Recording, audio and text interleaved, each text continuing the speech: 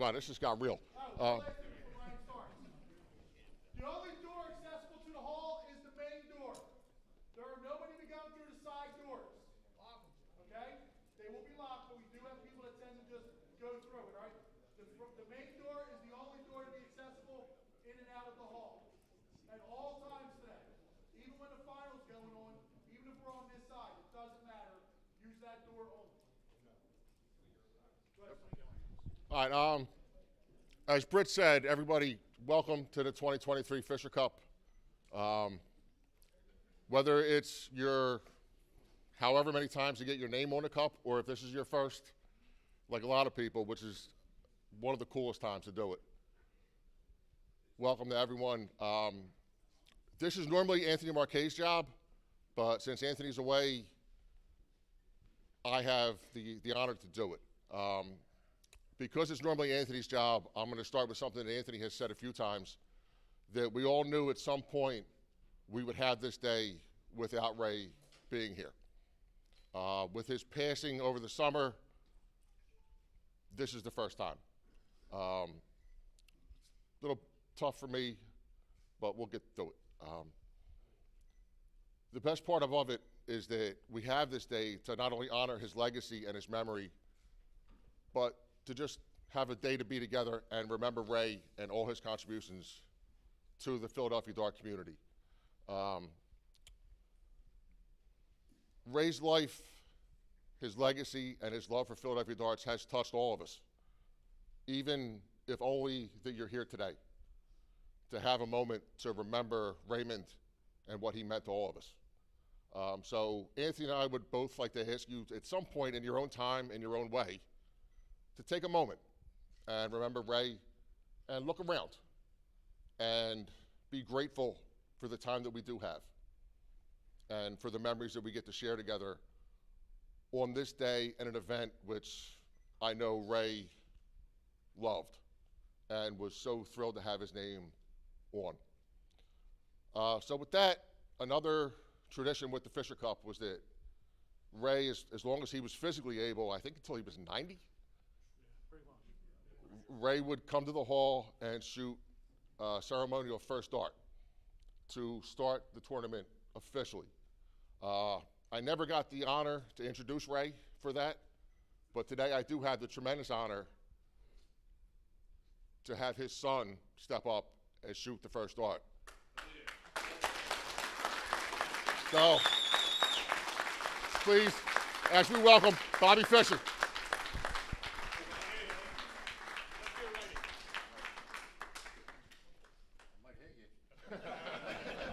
That would make the picture even better. $20. Break the lens. $20.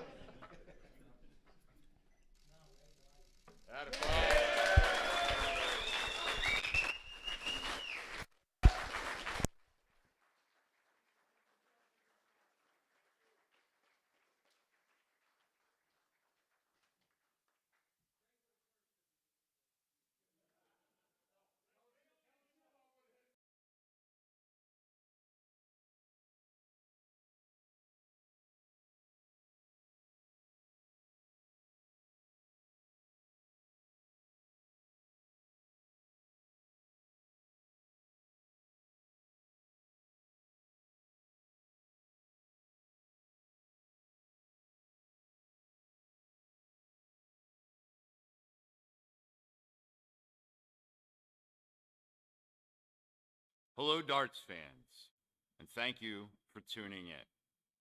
We in the Philly area Darts community come together many times throughout the calendar year. Sometimes the purpose is to raise money for a charitable cause. Sometimes we crown individuals as champions after they outlast their rivals in major tournaments. Today, however, is a unique event. Every December, we close out the calendar year with the Fischer Cup. In this annual celebration of community and competition, 4 area leagues select teams of 12 from their current membership to descend on the hall at Columbia Social Club to do battle in a day-long fight to stake claim as the best league in the area. The winning team is rewarded a forever space on the coveted Ray Fischer Cup and possession of that glorious trophy for the year. Being selected to play is a high honor. Today's players have the duty of representing something bigger than themselves or their regular league teams. Most of them will never play the game overseas or even stateside on a professional level. To some of them, this competition is the absolute pinnacle of their career in team darts. Winning the cup is a great joy. We celebrate our champions as they do in hockey. Team members are engraved as a symbol of their victory. But winning will not be easy. 4 hungry teams start at the bottom but only one will reach the mountaintop. Victory will require talent, stamina, determination, and grit. And those qualities are all fitting of the man whose legacy we celebrate today.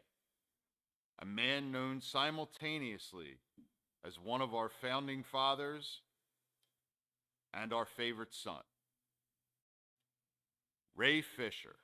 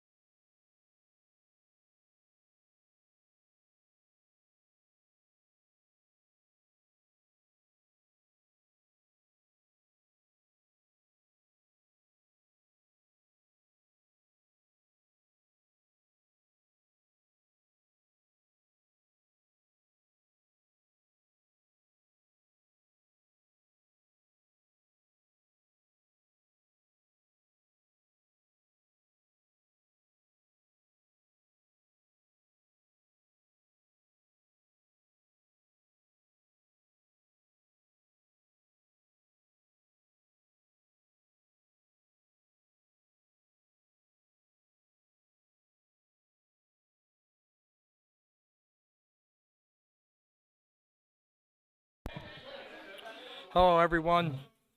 This is Frank Gorm, going to do your broadcasting today. Welcome to the 2023 Ray Fischer Cup. Four very, very solid teams this year. We're going to have a good shoot, should have a good time. We should see some really good darts. Up on your live stream is going to be a great match. We got Ray Roland and Mike Camp's going to start it off for us. Please let me know if everybody can hear me, if it's clear. We can get this started.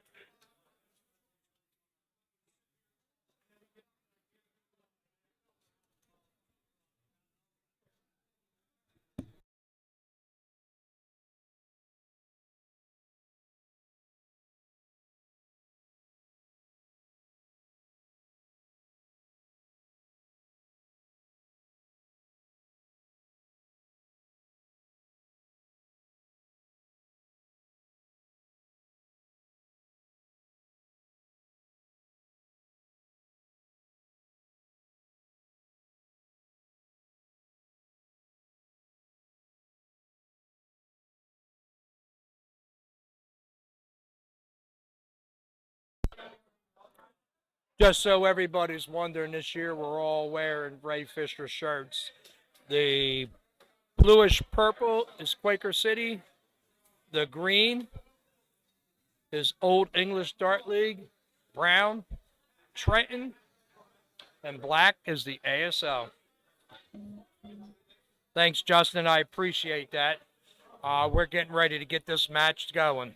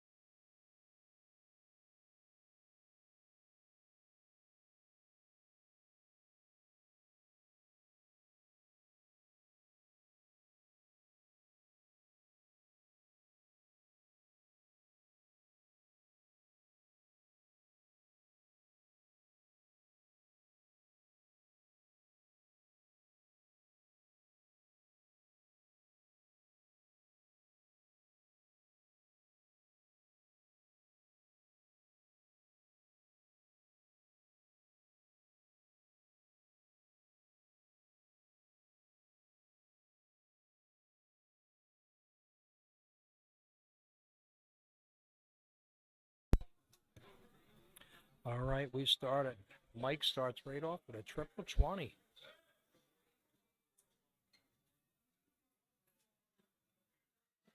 $100 for Camp. This is really going to be a good match with these two throwing darts.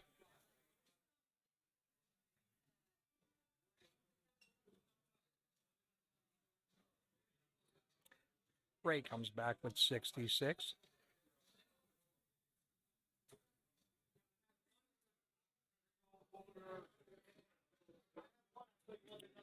Mike Camp follows up with an 81.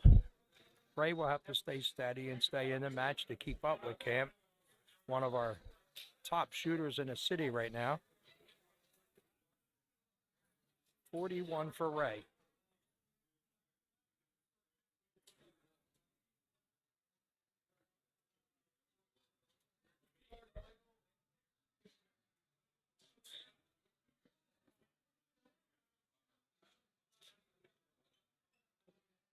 $129 for Mike.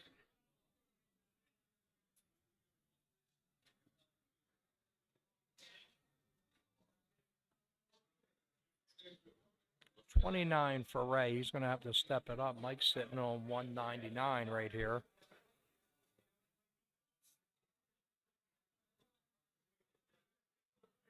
That's a 99. That's going to leave $100 for Mike.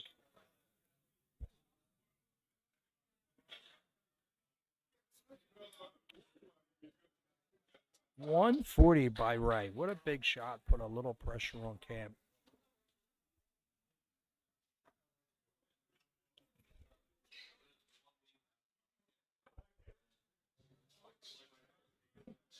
.86 for Camp. Leaves himself 14, but Ray comes up with a 126. Looks like he has two single 19s. And that looks like he hit a bull there. Wow, 88 for Ray. And Camp with a double 7 for the game. Game 1, Mike Camp.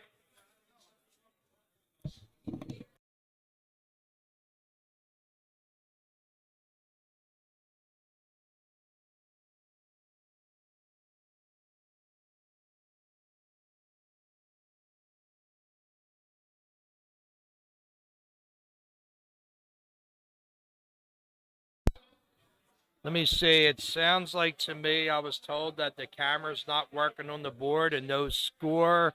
Give me 1 second. Let me see what I can do with that.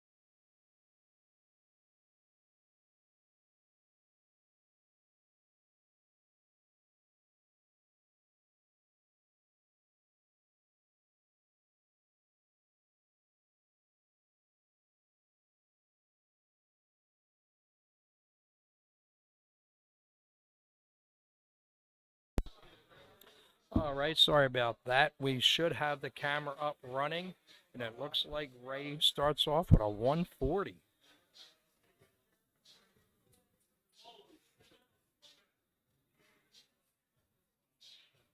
Mike follows it up with a 130.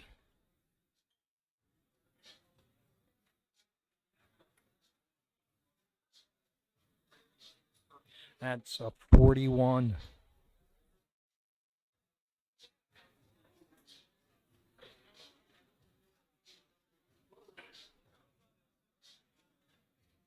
Mike comes back with a 59.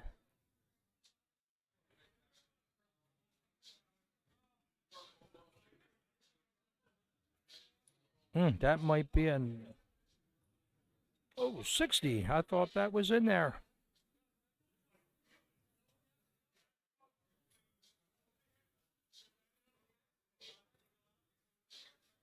Looks like a 65 by Mike.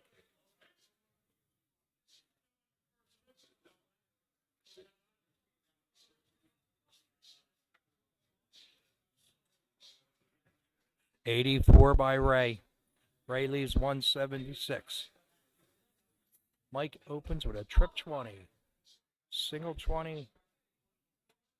Another 20. 100 leaves himself 147.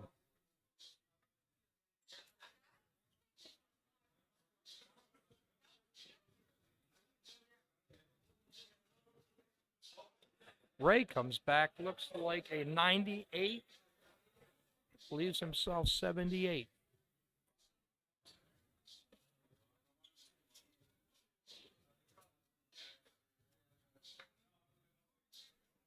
.45 by Mike's going to leave him a 102. Ray's sitting on a 78 right here.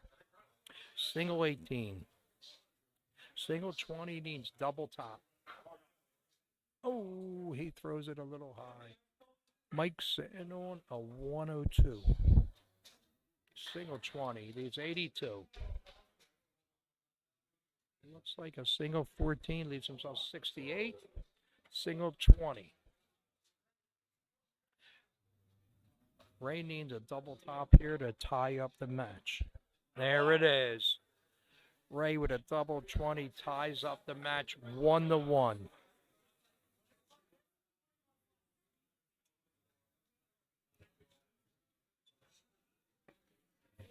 Thanks, Justin. Appreciate it. Matt had to do a little adjustment there.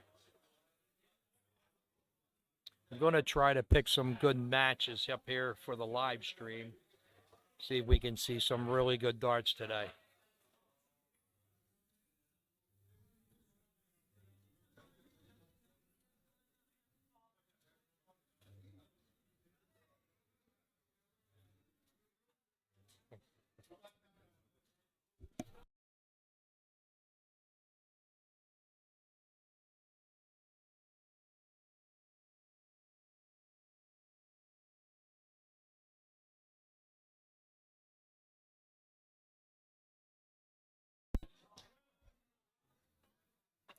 Looks like 58 by Ray. He's starting off the match. There is going to be no bull today.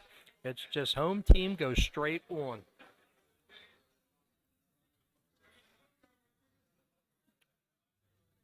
.77 by Mike Camp.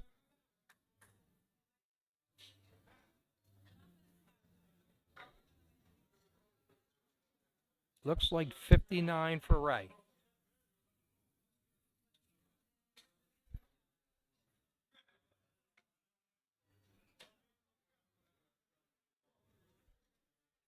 .36 for Mike, follows it up.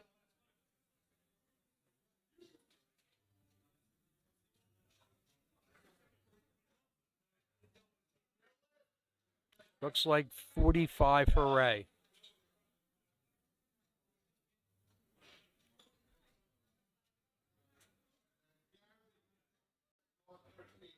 .100 for Mike Camp.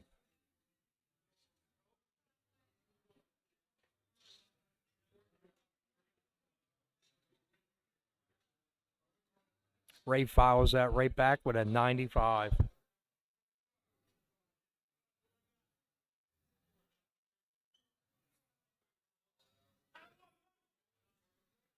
.41 by Mike.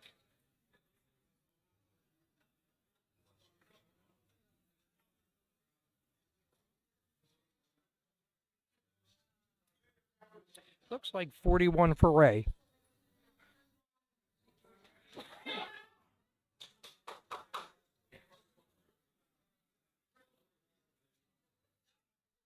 Mike comes back with an 85. He's going to have a look at a 152.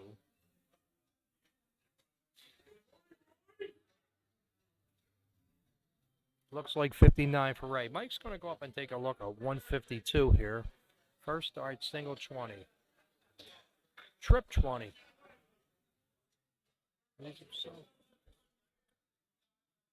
89 for Mike Camp. Ray has a shot here, sitting on a 144.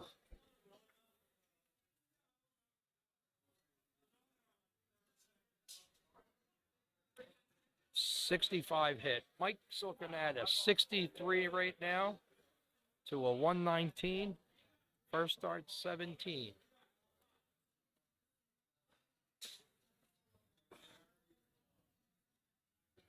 Oh, just outside the double 16. Ray sitting on a 119 shot. Triple 19. Leaves himself 62. I would say he's going to go 12 double ball. Oh, pick the triple 5. Left the game open for Mike to take a shot at it.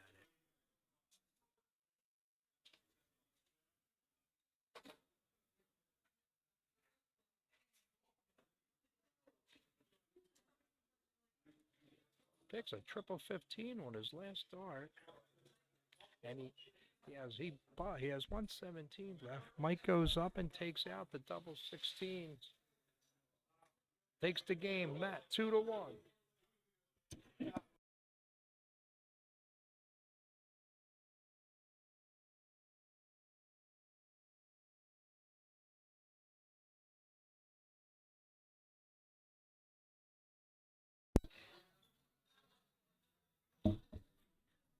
Two to one, Mike Camp. I don't know what's going on anywhere else in the room, but if I can get some scores as the day goes on, I will get them back to everybody. Ray to lead off. Game 4.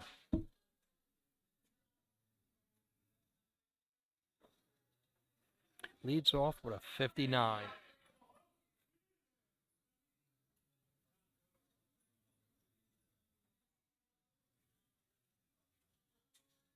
Mike comes back with a 41.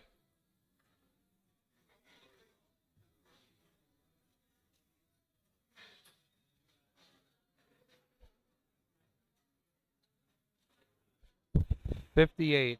I just seen that Bill Newhart just stepped into the room talking to Bobby Fischer. Bill Newhart grew up with Ray Fischer as kids and knew him his whole life. Big part of darts, coming down to see everybody and say hello.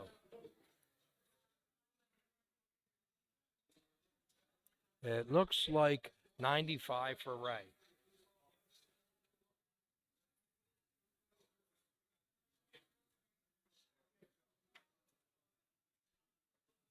Looks like a 60 for Mike. And right now, I'm seeing 12-8 OEDL.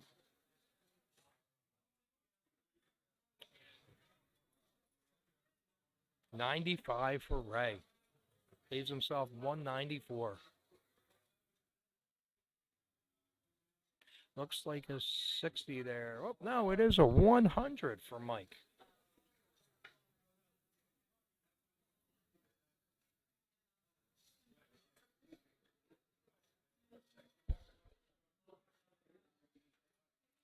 That looks like a 13 for Ray.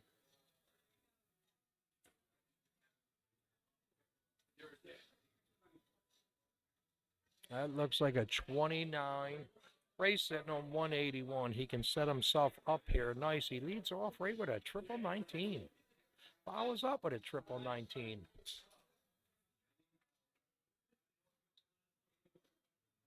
.114 shot for Ray. Still has a third dart in his hand. I think that is a single 17 on his last dart. Hits a 131 to leave himself 50.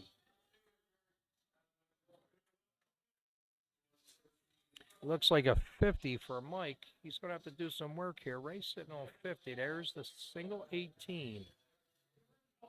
And there's the game. Beautiful darts by Ray. Single 18, double 16 takes out the 50. 2-2, we have a match here going on in game 5.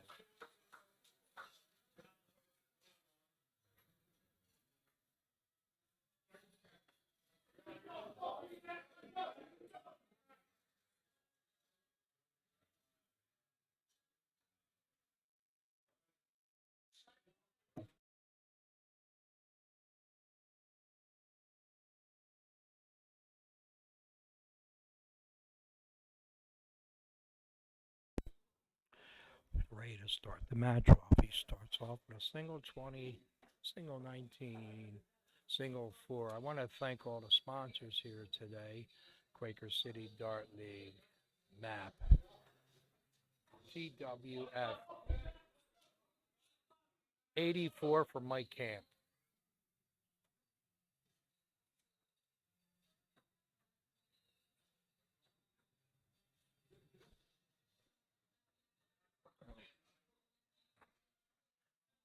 Looks like a 29.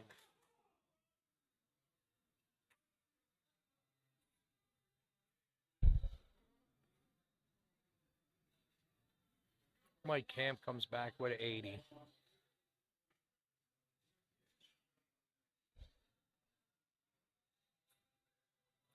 Looks like a 95 for Ray. No, 57. That dart was out. Mike leads off with a triple 20. Single 20. Single 3, 83.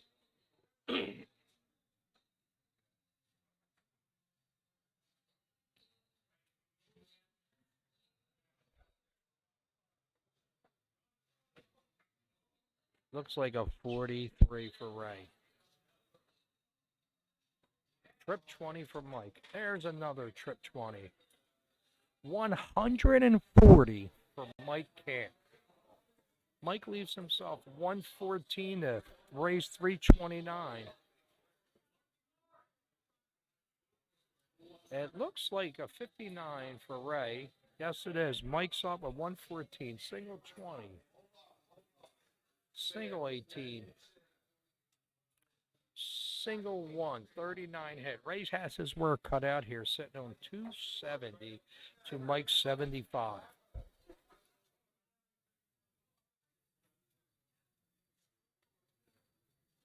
Looks like a 60. Mike's on 75. He throws 51. Single 12 means a double 6 for the match. Oh, and he misses just outside. 12 leg, but Ray still has his work cut out, sitting on 210.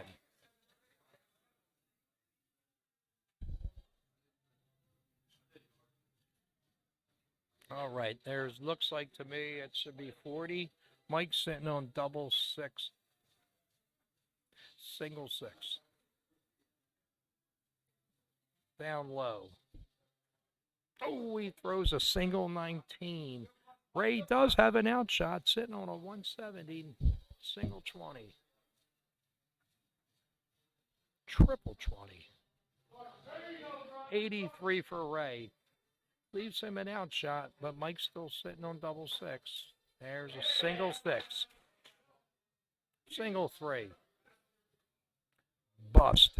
Ray sitting on 87 can steal the match here if he can take this out. Triple 17 leaves himself 36 to the right. Oh, single 18 leaves it open for Mike once again to take out double 6 with 12 left, and Ray sitting on 18. Single 6 has double 3. And he misses the double 3 and leaves himself 6. Ray sitting on 18 with 3 darts in hand.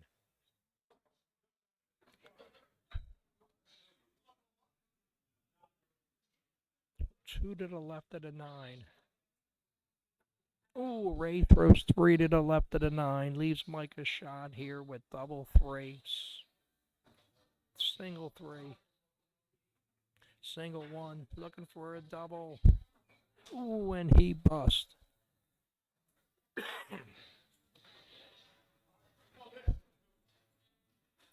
Ray throws 1 to the left of the 9. 2 to the left of the 9. Ooh, he's a single 9. These two guys just can't hit one double for the match. Makes one low. There it is. Mike Camp takes the match 3-2 with a double 3 for the match. What a match that was. Them two guys are just unbelievable dart shooters. Way to go. I will get right back to you with the next match on the live stream. I got to go pick one.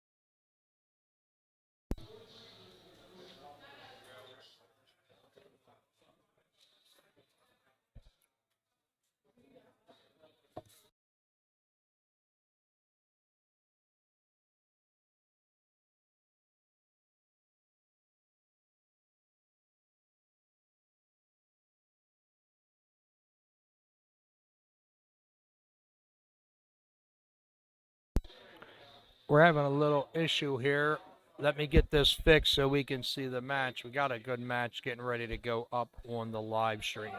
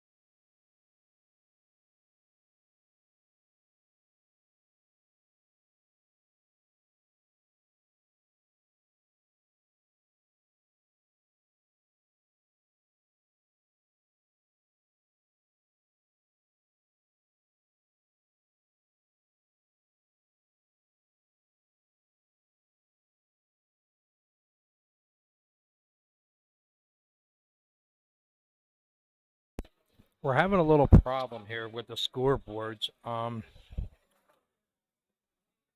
to see now. We're getting a match going up on the live stream, but we seem to be having a problem getting the scores with the tablets to come over. First chance Matt gets, he's going to come back and get this up working for us.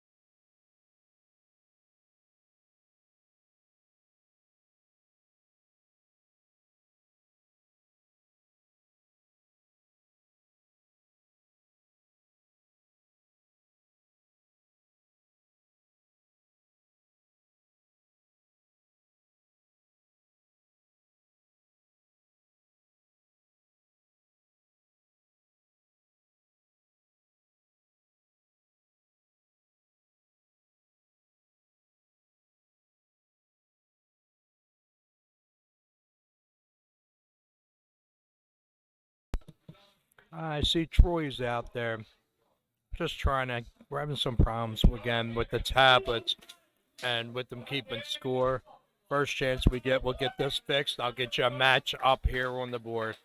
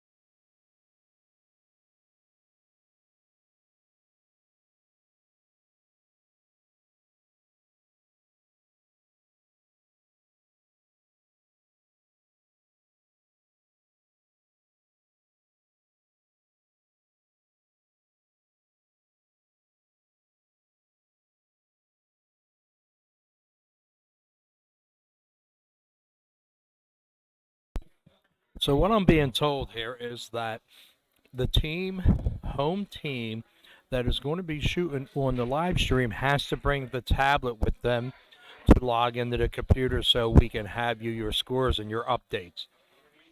Matt Forkin right now is the captain of the ASL, and he's putting lineups in, so we're trying to get this resolved so we can get some matches going and get you guys some good scores.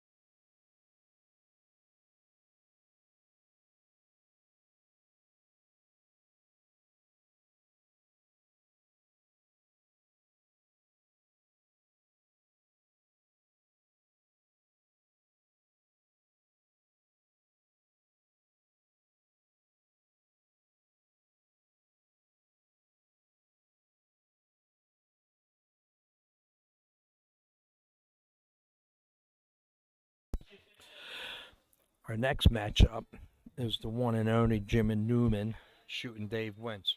We're still having an issue with the tablets connecting to the computers for the scores, but at least you can see it. I hope you can see it, and I can try to give you shots and outshots as the match goes on.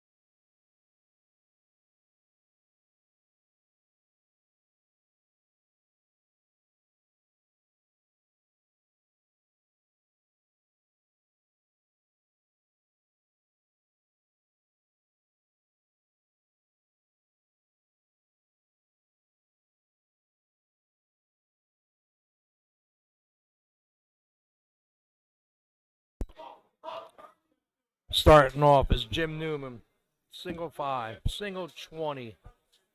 Follows up with a single 5, 471 to 501.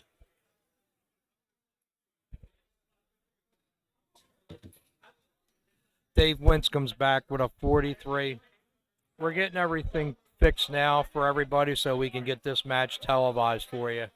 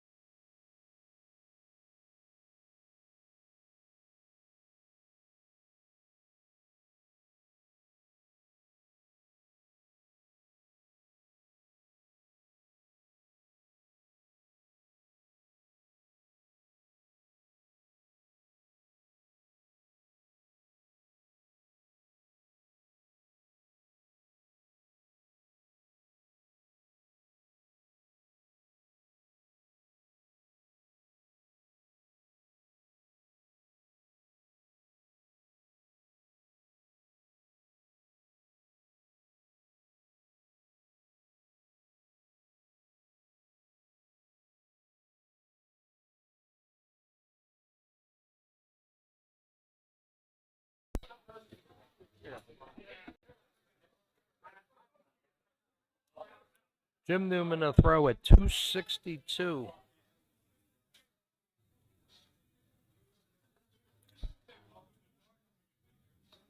Looks like a 60 for Jim Newman. Leaves himself 202. Dave Wentz is sitting on a 280. 45 for Dave Wentz. Leaves himself a 235. Jimmy Newman sitting on 202.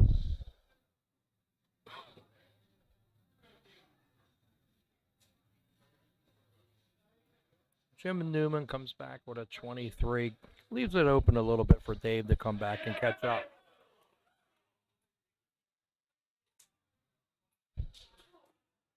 $19 for Dave. Dave's struggling a little bit, but he'll get it together. He's a really well shooter. Jim Newman opens up with a triple 20. Fouls up with a single 1. Single 19, 80 hit, leaves himself 96. Dave has a little bit of work cut out, but he opens up with a triple 20. Single 20. 100 for Dave Wentz. Jimmy Newman sitting on 96. Should looking at the triple 20. Single 20. Looks like triple 20. Looks like 80 hit, double 8 for the win. Oh, Jimmy Newman goes to the left. Dave Wentz has a shot of 116 here. Single 20. Single 20 leaves himself 76.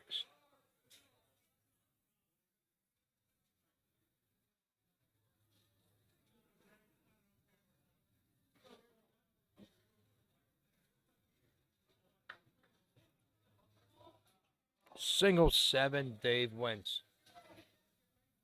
Jim Newman sitting on 16, double 8.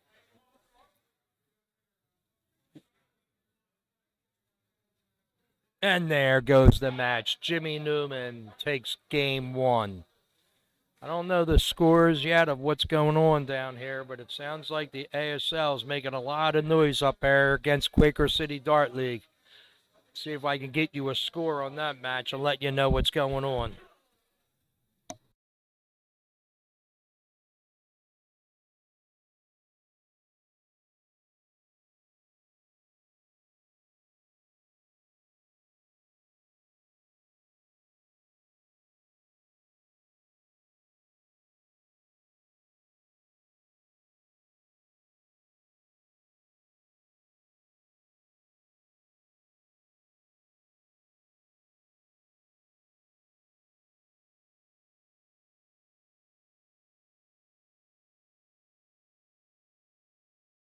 Well, we're starting back up. It looks like Jimmy Newman and Dave Wentz are going to play again.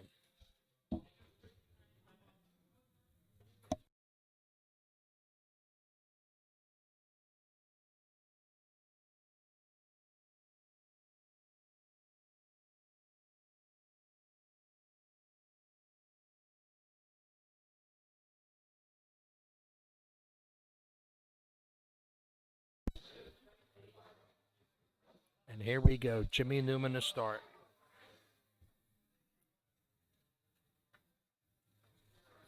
Jimmy opens up with a 26.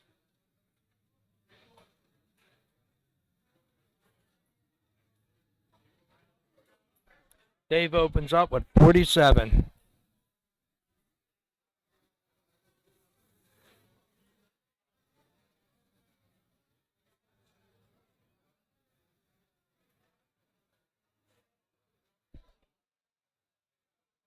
Looks like a 43 for Jimmy Newman. Trip 20 for Dave Wentz. Single 20. Oh, dart falls out of the board for an 80.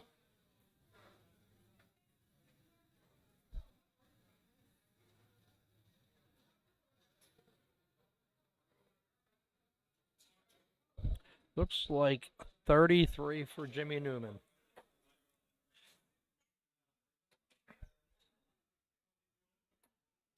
Nice shot, Dave Wentz. 96. Jimmy comes back with a triple 18. Single 20.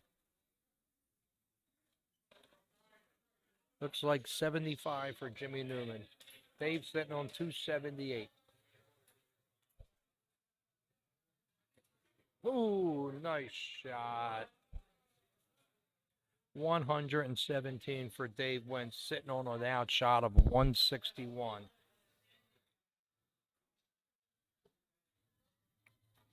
Trip 20, Jimmy Newman.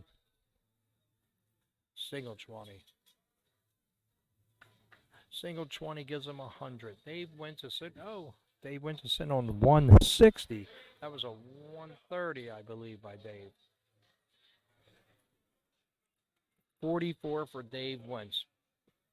Jimmy's sitting on 224 to 116.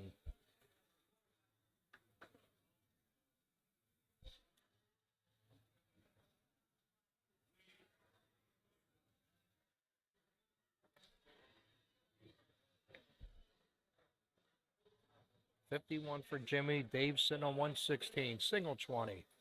Single 20. 76 to Dave.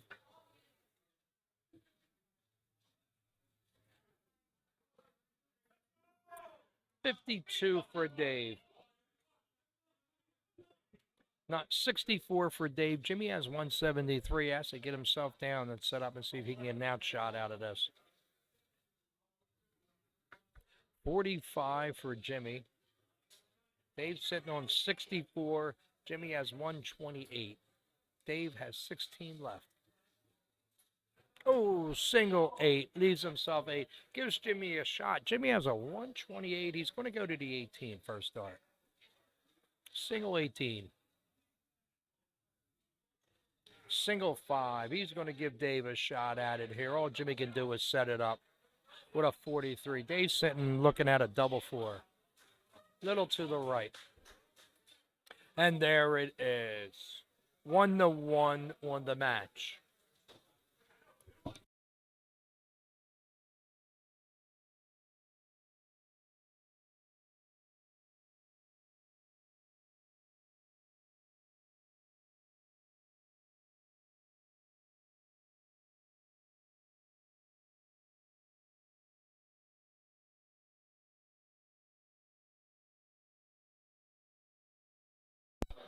So what I'm seeing here, it looks like the Advanced Single League, ASL 18, Quaker City Darts has 16.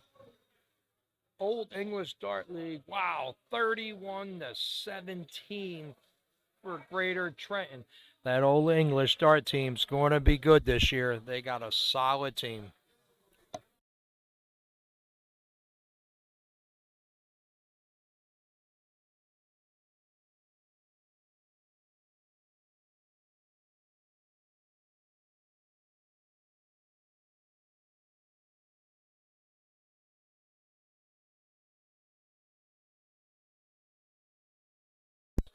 All right, we're back. It looks like Jimmy Newman's playing Dave Wentz again. We're getting ready to start. I believe Jimmy starts up first.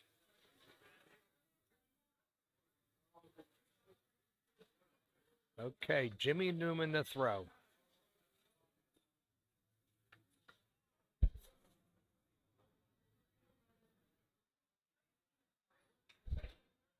Looks like 25 for Jimmy. A slow start, but he'll pick it up.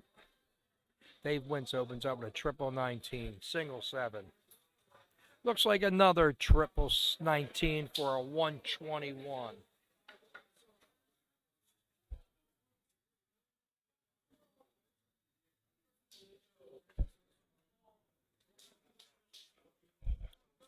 It looks like a 17 for Jimmy Newman. Jimmy's struggling a little bit, but you can never count him out of the game. He can come right back on you and hit some numbers. 80 for David Wentz.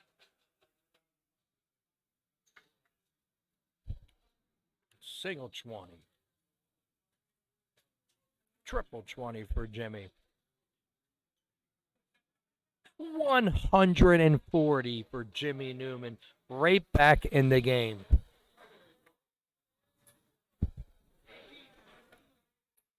Looks like 45 for Dave.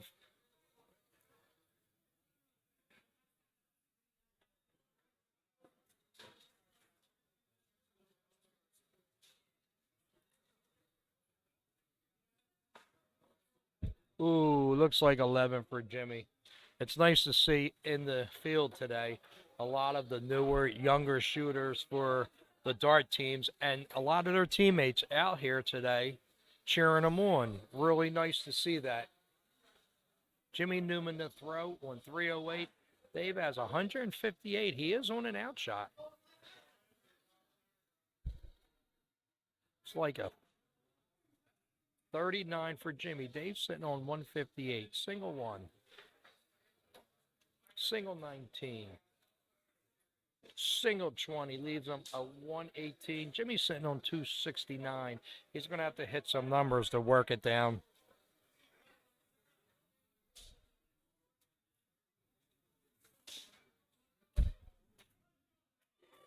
Looks like 79 for Jimmy Newman.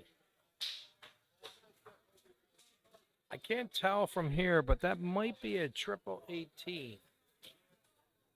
We'll leave 64 left. I can tell you what he shoots next. I'll let you know if I'm correct. Looks like double 16. Oh.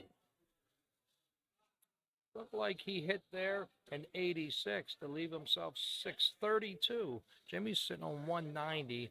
Needs to hit something here to get down to an outshot. But don't look like it. He has 6 laying. I think he picked that triple. No, he didn't. 26.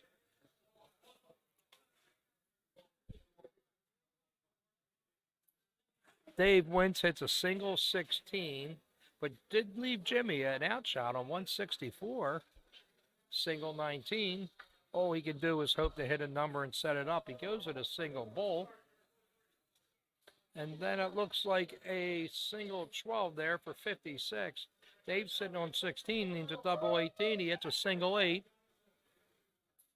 Single 4. And there's the game with a double 2. Dave takes that game.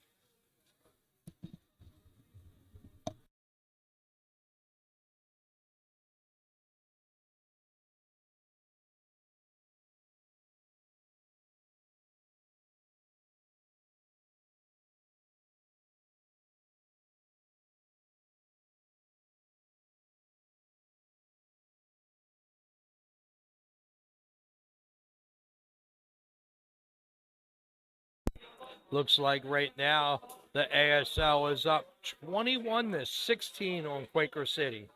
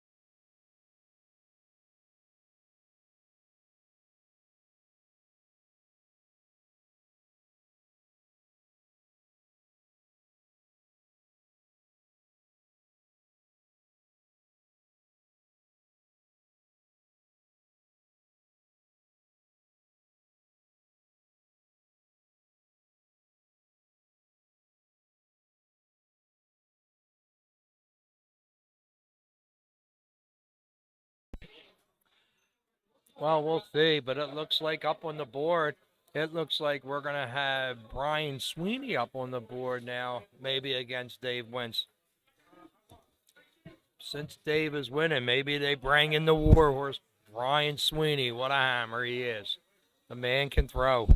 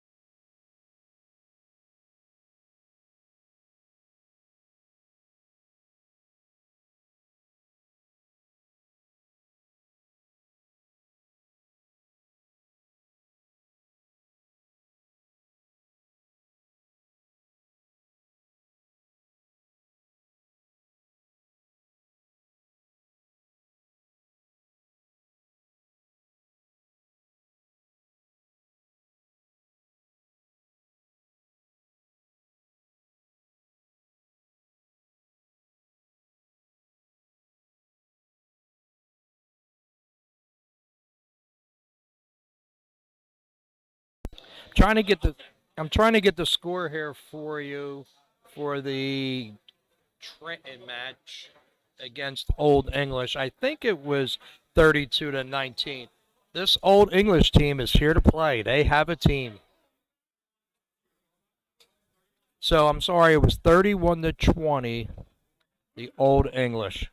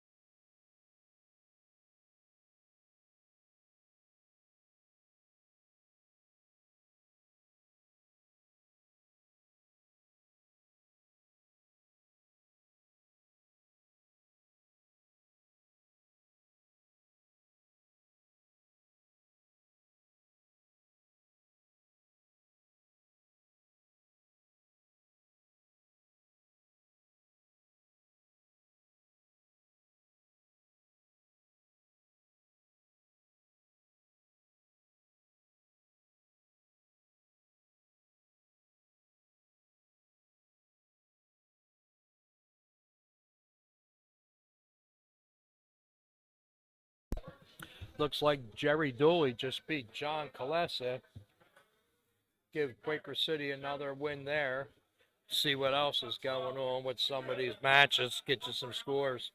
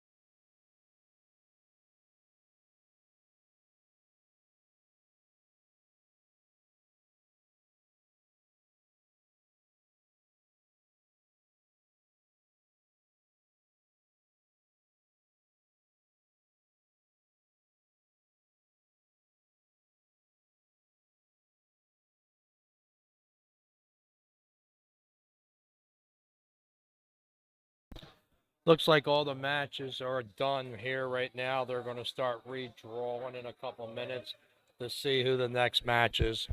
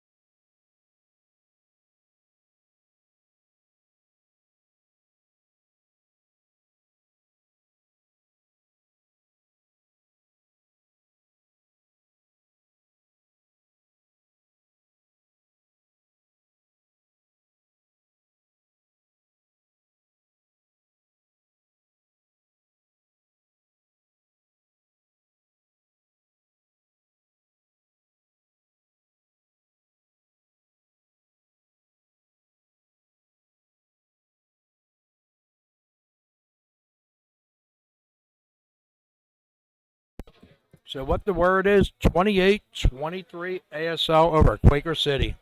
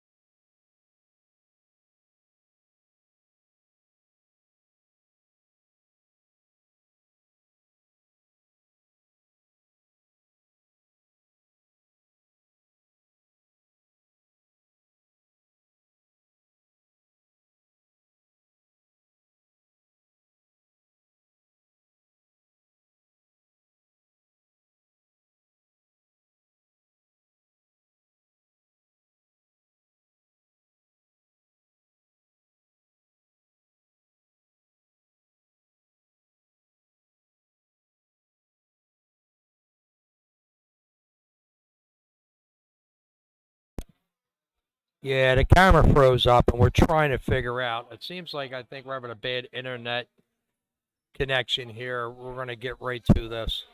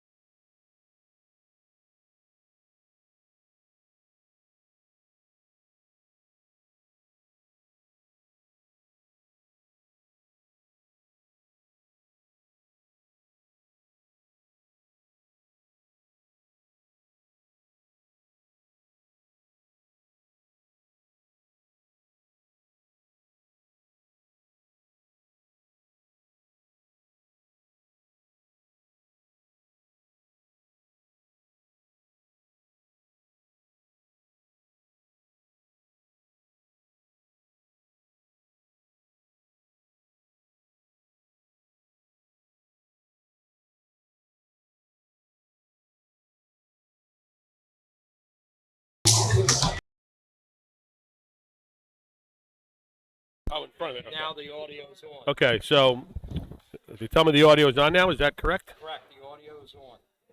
And no audio. So can we hear me now? Is there any? No. Here, this is. Okay, there we go. So do we have audio now? We have audio.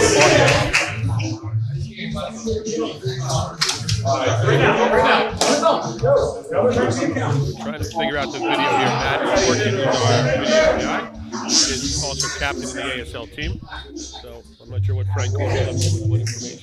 Ryan Beck's down there with score sheets and rostering and getting people there. So that's what we're screen if you just missed. I think we're 2 legs. Chris Creel and Campania, long-standing battle from Dilko. That's the top of the area. Take my face like that. That's it. So Go, baby! looks like Quick is able to English right as well.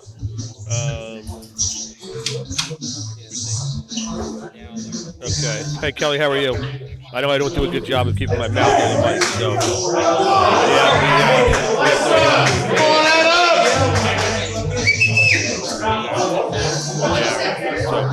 yeah, so for people that are on our send us about people viewing, which is really just listening right now. Colin has been a statue there with Jimmy Cobbs behind him. In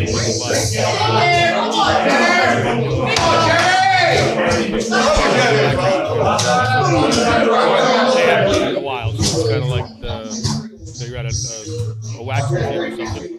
Looks like a 123 on the board for Colin.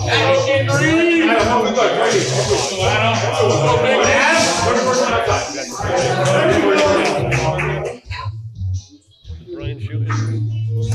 So, guys, we'll talk some other stuff here, right? So, Gary, you want me to jump in here?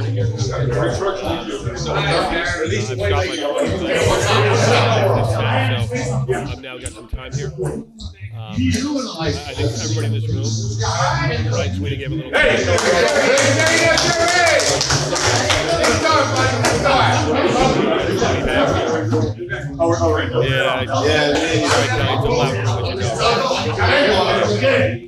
I'll go down there and tell them that there's no cheering allowed. And we'll see how that goes. But this is, it generates a lot of cheering and loudness because you're coming in as a team and not just as one bar versus another. It's league versus league, right? So there's players on here on each team that battle each other each week in league play, division play, and things like that. And in here, they're all on the same side, right? So we've got a traditional ASL black shirts over there, the Trenton Dart League, period.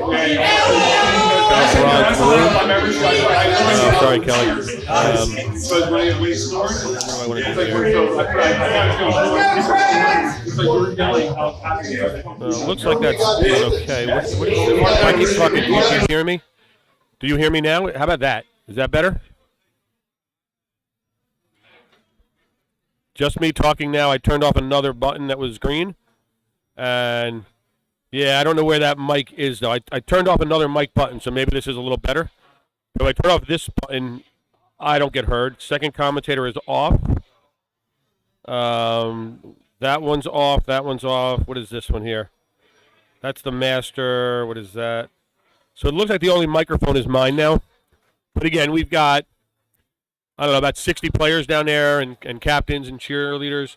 So what I was saying was this is an event where the people you play against each week in league are now teammates and you're cheering for them. So the guy that you beat up every single week, whether it's ASL, Quaker City, Old English, or Trenton, okay, thank you, Kelly, appreciate the feedback, are now on the same team, right? So the guys that you can't stand the day before,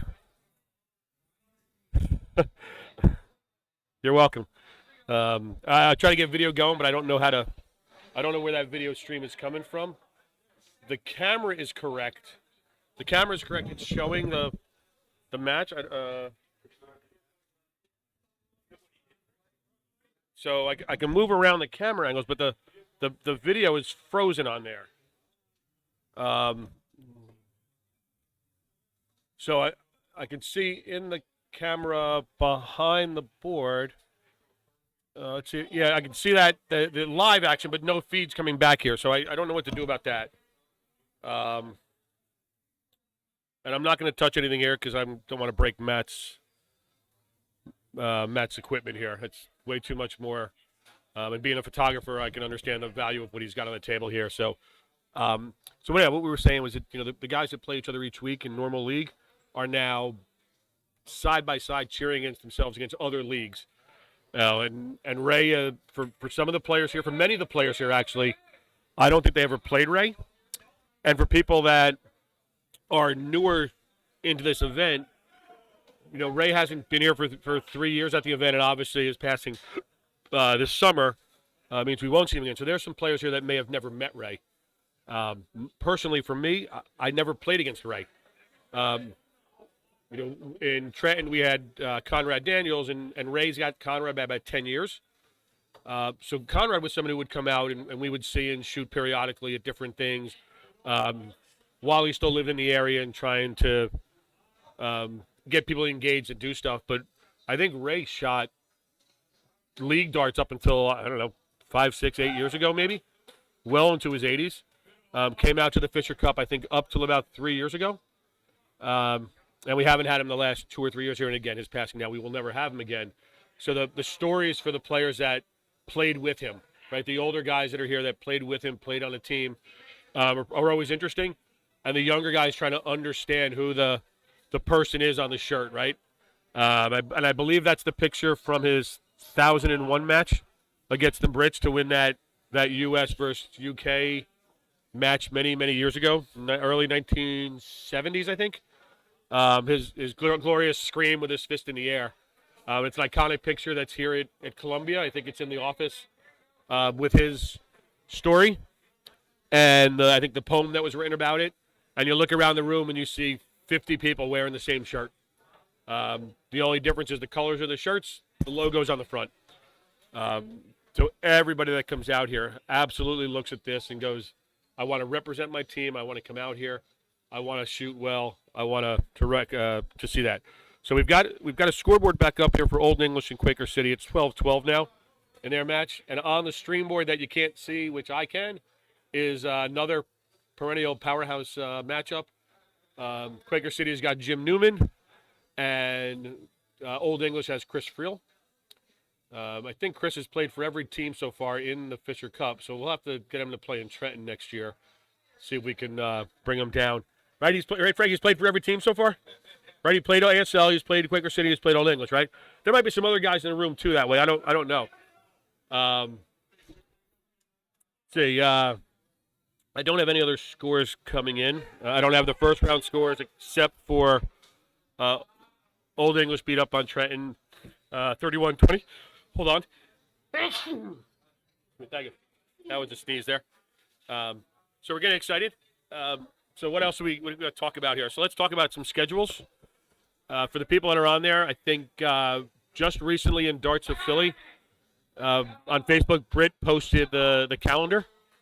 I do not have it in front of me, but I can kind of run through and see what's going on there. So starting obviously right away, first week of January, first full weekend, 5th, 6th, 7th, Philly Open. Always a good turnout, always a great event. There'll be some sponsors and vendors there, I'm sure. But you can see that, and then also, let me go take a look here. Let me see if Matt's online. I'm sure he is. Let me take a look here. Let's see what comes up on his Facebook page. I am logged in. Let's go to Darts of Philly. All right, here we go. Oh, it looks like Mina just posted up about 2 hours ago a little bit of Brian Sweeney's speech. So if you go over to Darts of Philly, Philomena Rose posted something there. Let's keep going down here. Let's keep going down for a schedule. If I knew how to use Facebook better, I'd find it pretty quickly. There's still some people selling raffle tickets for the 50-50 at the Philly Open. I'm going to get those all sold out. Do that, so pay attention to that. There's the schedule now. Okay, so let's take a look here. So January, there's a Mr. Philly qualifier. There's the Philly Open. And then we've got an OEDL shoot. The upside down shoot's the 13th. That supports the Miss Philly committee. I played it 1 year. It's interesting. You shoot the board upside down, but you shoot your normal dart, so it's there. There's another Mr. Philly qualifier later in the month. February, we start to get to some more stuff. And for people that are new to Philly darts, for the people that have been out there, I see Kelly's out there keeping me honest on my microphone. Who else do I have in here? I see Justin Quigley. I think BJ's out there. Matt, I see Timmy, Kelly, Steph is out there, and Troy. So people that know the Philly dart scene pretty well. When we get into February, it looks like the rest of the year is every weekend already. No surprise to anybody who's there. Oh, thank you, Kelly. I didn't realize that. I went down and found the post. So February we go into Quinn for the Win, hosted by Erin Quinn up in I think Westchester somewhere, and that's for I believe for ALS research. Her cousin was impacted by it, and they started the Bucket Challenge that many people are aware of, and they continue to raise money for that. And Erin comes down to Philly quite a bit for just some regular events, some charity events. So this is another event that we get some turnout at. There's a poker tournament that's going on, and then we have DPPHL. We have another Mr. Philly, Miss Philly, Mr. Philly there. On the 24th, there's actually two events. So there's the Masters Tart Classic. Steve Hand runs that here in Philly. It's 50 and over. The same day is the New Jersey Cricket Championship. I run that. We do that at American Legion in North Trenton, right off Route 1. So you have to live in New Jersey to play in that. So there's some overlap for some players that have a choice to go to both. Obviously myself, but I choose cricket. Mark Zarucha, Ray Rulon. There's about 4 or 5 people that would arguably qualify for both, right? So either over 50 to go to the Masters, or who live in New Jersey and would go to cricket. We chose the end of the month. I don't know, it's 7 years ago. People who know me know I like to have things on a schedule, and it's the same. So we do things pretty regularly. The Masters was the beginning of February for a few years, and then it just moved. So they sit on the same weekend. Back to January, the last month, Saturday in January is the 27th. That's the New Jersey 501 Championship. So again, for players who live in New Jersey, that's a New Jersey-only event. It's up at the Rock. Bob Tafuri from the ABCD runs that. Both events are $60, and if you're at the Philly Open, there'll be some posters and flyers out for that to try to get people interested in showing up. Bob's event is a long format, play it straight through. The cricket one is a round robin, so you're going to get guaranteed 3 or 4 group match plays, and then a bracket with, depending on the number of groups, 16 to 18. Both events have a separate men and women event there.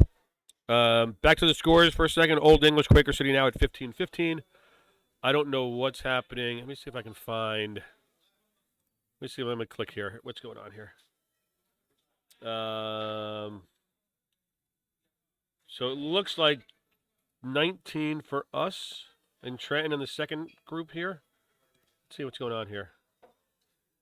I don't know what happened there. No, I can't seem to find it there. So, all right. So back to the schedule then. So we get to the end of the month, and it's the Masters and Jersey Cricket. We get into March, continues, right? First weekend, Young Guns. So Mike Camp runs that. That's for an event for all the people that I think turned 30 or under. This year, the same next weekend's the Upside Down Cricket event, another Miss Philly kind of fun event to raise money for the Miss Philly committee. There are then qualifiers on the 14th, the first of the ASL majors, the McGuinness Grand Slam. That's based on the old NWDS format, and it's the round robin into a bracket. I think it generally generates the largest turnout for all of the ASL events. It's the first one, so everyone wants to get some points. They all go toward Premier League, obviously. And yes, Kelly, I think you have a win, right? And Lil has a win in that. I think Lil has a win in both. So you know I know that the Trenton event in cricket's a lot closer for the people coming from Cumberland, Camden, Gloucester counties. The Rock is a little further. And I think the one and done,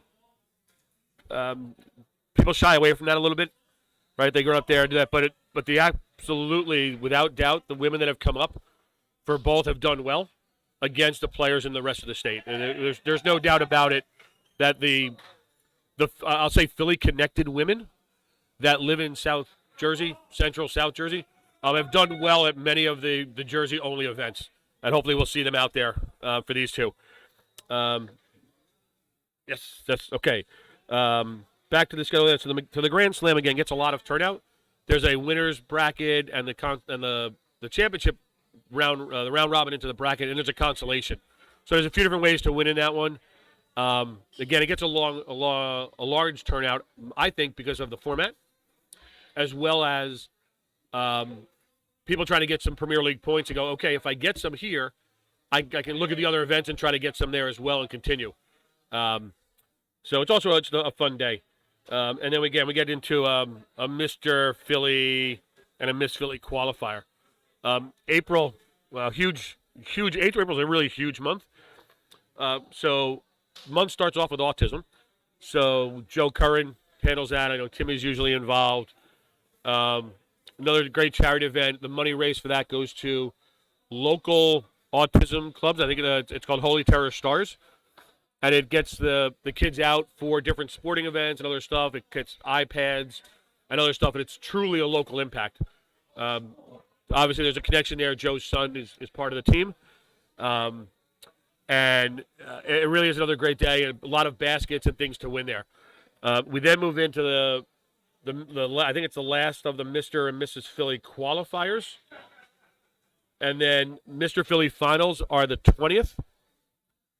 And then the 27th, again, close to my heart, is Darts for Dreams. So that's the event that we do, raise money for Make-A-Wish. Last year we raised $91,000. We are now at $725,000 raised since we started. The first year was $5,800. So the people that I've talked to personally know that it's just mind-boggling that we look out at 2026 with 3 more years like this current year, and our total donation, not what we've raised, but our donation, is $1 million. So the $91,000 last year, we actually raised about $96,000, and there was about $5,000 in expenses. Some things that we've got to buy, some administrative costs, the tickets, fees and licenses, and some other things. We try to keep that number down as close as we can so we get the most for the kids. But there's just things that don't get donated. And again, as somebody here who has seen the support and the benefit from the entire Philly area community, as well as those people that are no longer in Philly that choose to help out. It looked like Mike Peter just took a big out over there. I can't tell. Or he took out 4. I don't know. But they're all cheering over there. Mike's playing with the Old English team today. He's in the green. So, again, we have that coming up. And for those of you that will be at the Philly Open, that's normally the first weekend. We start to sell raffle tickets that day. We start to hand out our solicitation papers, looking for sponsors, looking for people that want to help in some way, start to collect some donations and items and things like that. The website for that is Darts for Dreams. And then there's an event page that hangs off of the Trenton Dart League Facebook page that I update kind of weekly or so until there's enough to maintain a daily update. May, another one there. We actually have a weekend off in May, but it's Memorial Day, so that doesn't really help. So May starts the DPPHL. Oh, there's a DPPHL somewhere else. Did I miss one? Oh, DPPHL 1 was in February. Yeah, Justin, we're trying. Matt's down there. He's the only one, I think, on the ASL board to do the paperwork for the team. So I'm stuck here because I don't know what to do on his machine and what I'm going to break. So as much as I'd like to sit here and as a computer tech, as a computer guy at work every day, look at this and figure this out, I think I am kind of stuck here. What about let's see, redo, rename, filters. Like there's really not a good reset or redo. There's a redo, but it's not a reload. It's some specialized software here that he's got. I just don't know what to do. So I'm going to leave it alone because, I don't want to make it – I don't want to make it any worse, but I guess if you're looking at Collins standing there like a statue for 2 hours already, I don't know how much worse it can get. I just don't know what's not fixable. Let's say that. So I'm going to just keep talking. All right? You're welcome. So May is DPPHL 2, another series that started.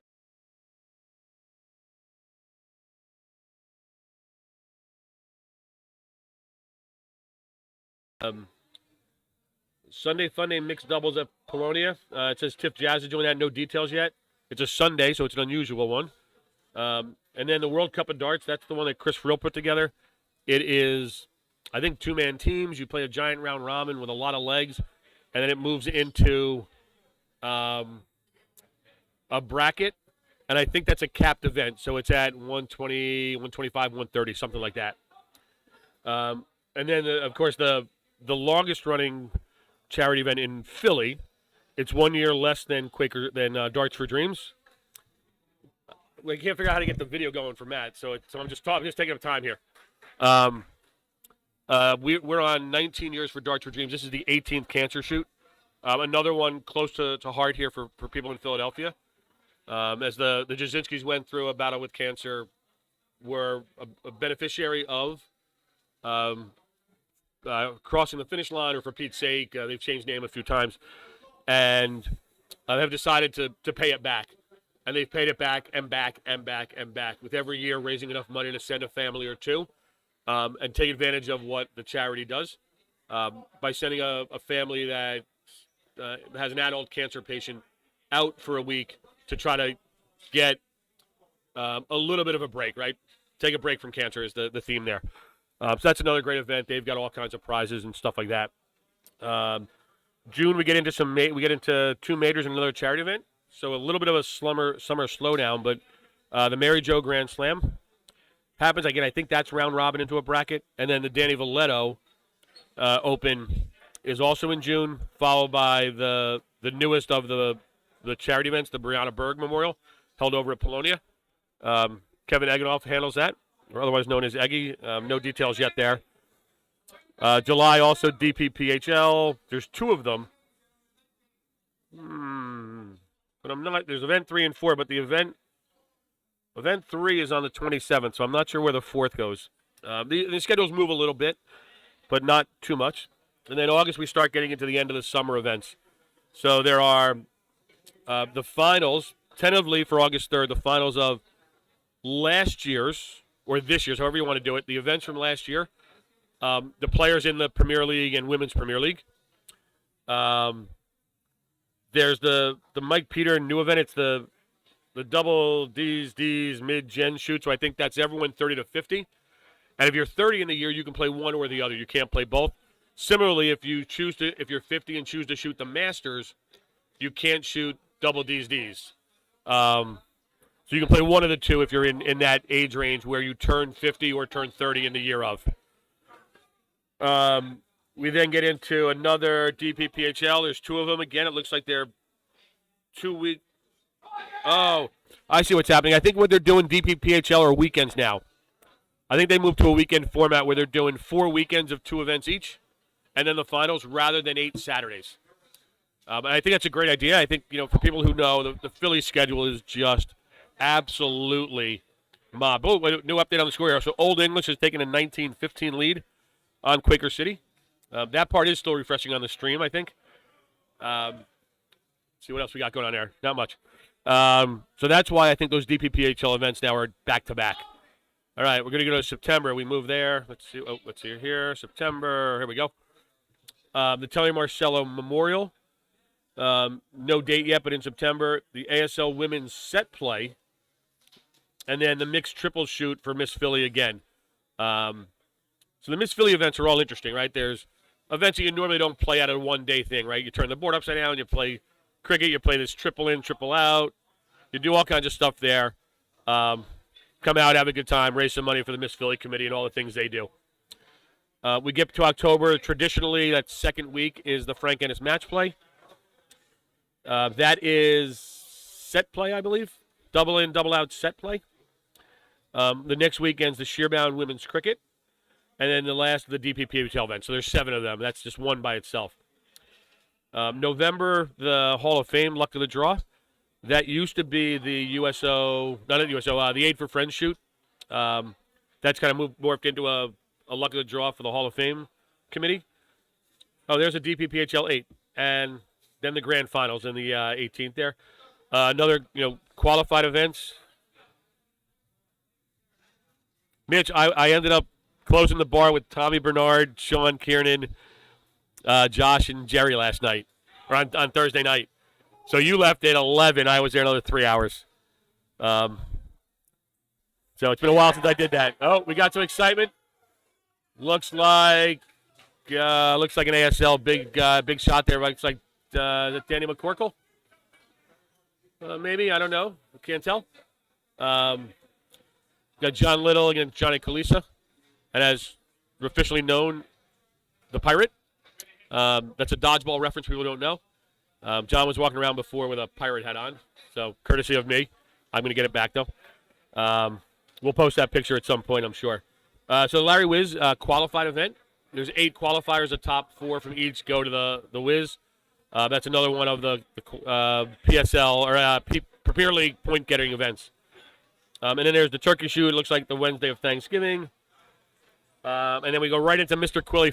Philly qualifiers for the year after. And the last week in November is the USO shoot.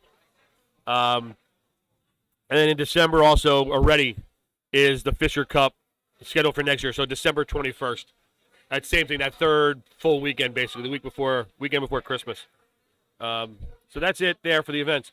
Another spot to look at, particularly for people that are maybe a little further north. So if you're listening in the Trenton area or you're listening up from North Jersey, on Facebook there's another group called Dart Players Group, New York, New Jersey.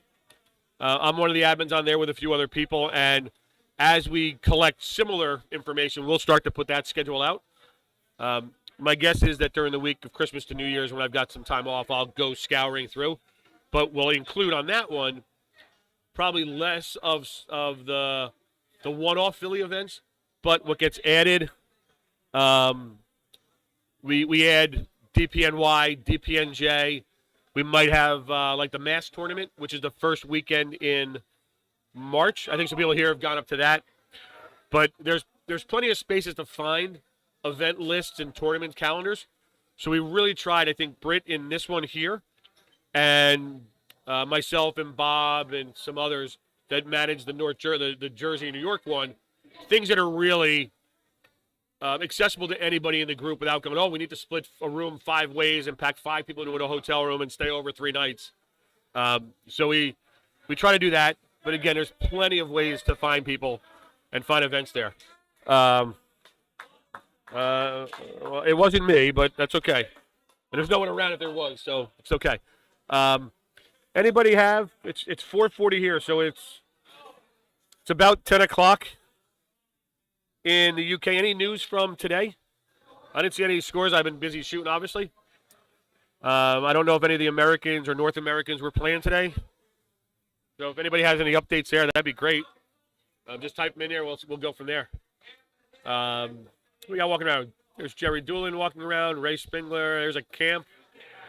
The Trenton side, it looks like Steve Fowler, who's one of our co-captains today, is up on the board getting ready to shoot. Looks like Lou Vessels and Ray Roulant on the other boards, but nobody against them. So I wonder if we're kind of done on that board. Let's get through a refresh on that and see what I can find. I don't have my glasses, so this is a little tough. 1, 2, 3, 4. Let's go. This one? Nope. This one? Nope. That's brightness. How about that one? What do I got here? When you get older, you can't see, and it's dark up here. I have no idea what's going on. I don't know my phone. Here's a phone. Light? No light. Let's go here. Here we go. What's that say? 1, 2, 3, 4, 5. Nope, didn't work. All right, sorry about that. I'm trying. So let's see here.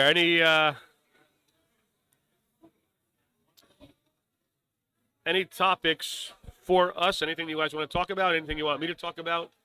Anybody you want me to talk about? Troy, you still out there?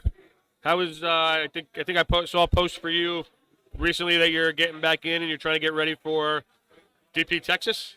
Did I see that recently?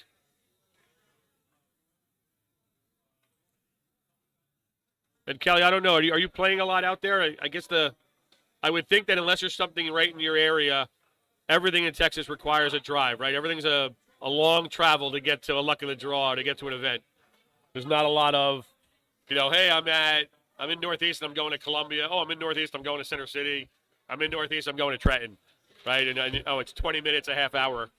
Everything down there I would suspect is longer. Is that a fair assessment? No. All right. I guess not. All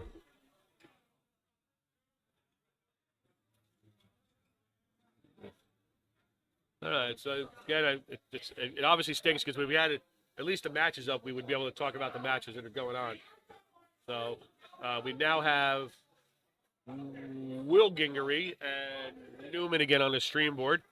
Oddly, it looks like Colin Rath against, again, I think that's Calpin's arm. That's who that's arm. That's Calpin's. Oh, I dropped the mic. Jules lost today. Thank you, Mitch. Oh, great, Kelly. I think everyone will be excited. And it would be even more exciting if you came up a few days earlier and then made like 20 gallons of apple cider thing. I don't know. Oh, okay. Here we go. All right. Here we go. We got Mr. Forkin up here again. All right. There we go. Yeah. We might have some video soon. Someone hit the camera. Okay. All right. So apparently someone hit the camera, but this is... So I'm moving around, but the camera itself is facing the wrong spot. Keep going, keep going. All right, and if I top.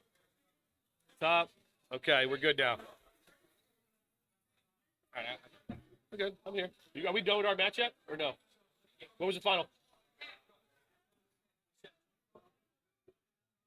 All right, so I just found out that 27-24 was the final score of ASL against Trenton. Oh, too far. Inch. 2 degrees. So yes, we have video. Matt Forgan just came by and did it, so he's just adjusting the camera now. So that's looks like, who's that? Yeah, I think that's Paul Litch chalking. That's the back of his head, I think. Yep, that's Paul Litch. Again, we've got Jimmy Newman and Will. I think that's, Will Gingery. Adam is also here. The brothers both play. Really both came out of nowhere about 2 years ago. So they both played pretty well. Let me see if I can figure out. Oh, look at that. We can go there. Oh, hang on. Just moving around. Pardon me for that. I want to see what the buttons do. Oh, look at that. Oh, go back to here. Okay. So I can't get rid of Paul Litch's head. Sorry about that. Yeah, so Cal, I think everyone's excited to have you come back in. I think it's been quite a while now. And again, I think if they came in and said, hey, you got used to my kitchen and make me, 10 gallons of apple cider moonshine, everyone would be even more happy. But we'll take what we can get. So glad to see you're coming in. I don't know if Troy is still on or not. I can't tell. I don't know if that tells me who the viewers are. I don't have a way to see that. But anybody else in the area that's coming out, make sure you look us up. Again, I can speak to Make-A-Wish and Darts for Dreams. We have a new hall this year. Cook AA, which we had it the last 12 years, has closed. We signed an agreement with the Bordentown Elks. About 2 months ago, our raffles are at the state waiting for a number to come back. And the Philly Open is generally the first weekend that we do fundraising for that. So we'll be there with tickets for a TV, iPad, and Xbox, $5 each.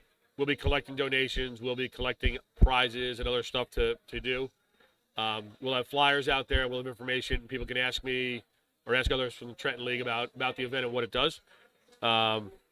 I'm sure you are, Kelly. It's been a long time. 3 years since you've been back? 4? 3? Something like that? So that's the update there. The other part, again, personally, for the event, the Elks have about 1,100 members. So the opportunity to get in front of the membership on just a normal weeknight at the Elks or a Friday night dinner or something like that for me is super exciting. All right, if I get 5% of the people to throw in a $50 bill or throw in a sponsorship for $100 or a prize that generates $50 or $100, it's arguably $5,000 or maybe even more for the kids.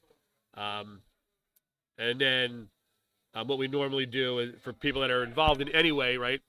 4 years, Kelly, great. So yeah, I'm sure everyone's gonna be super excited to see you back in town for the week or two.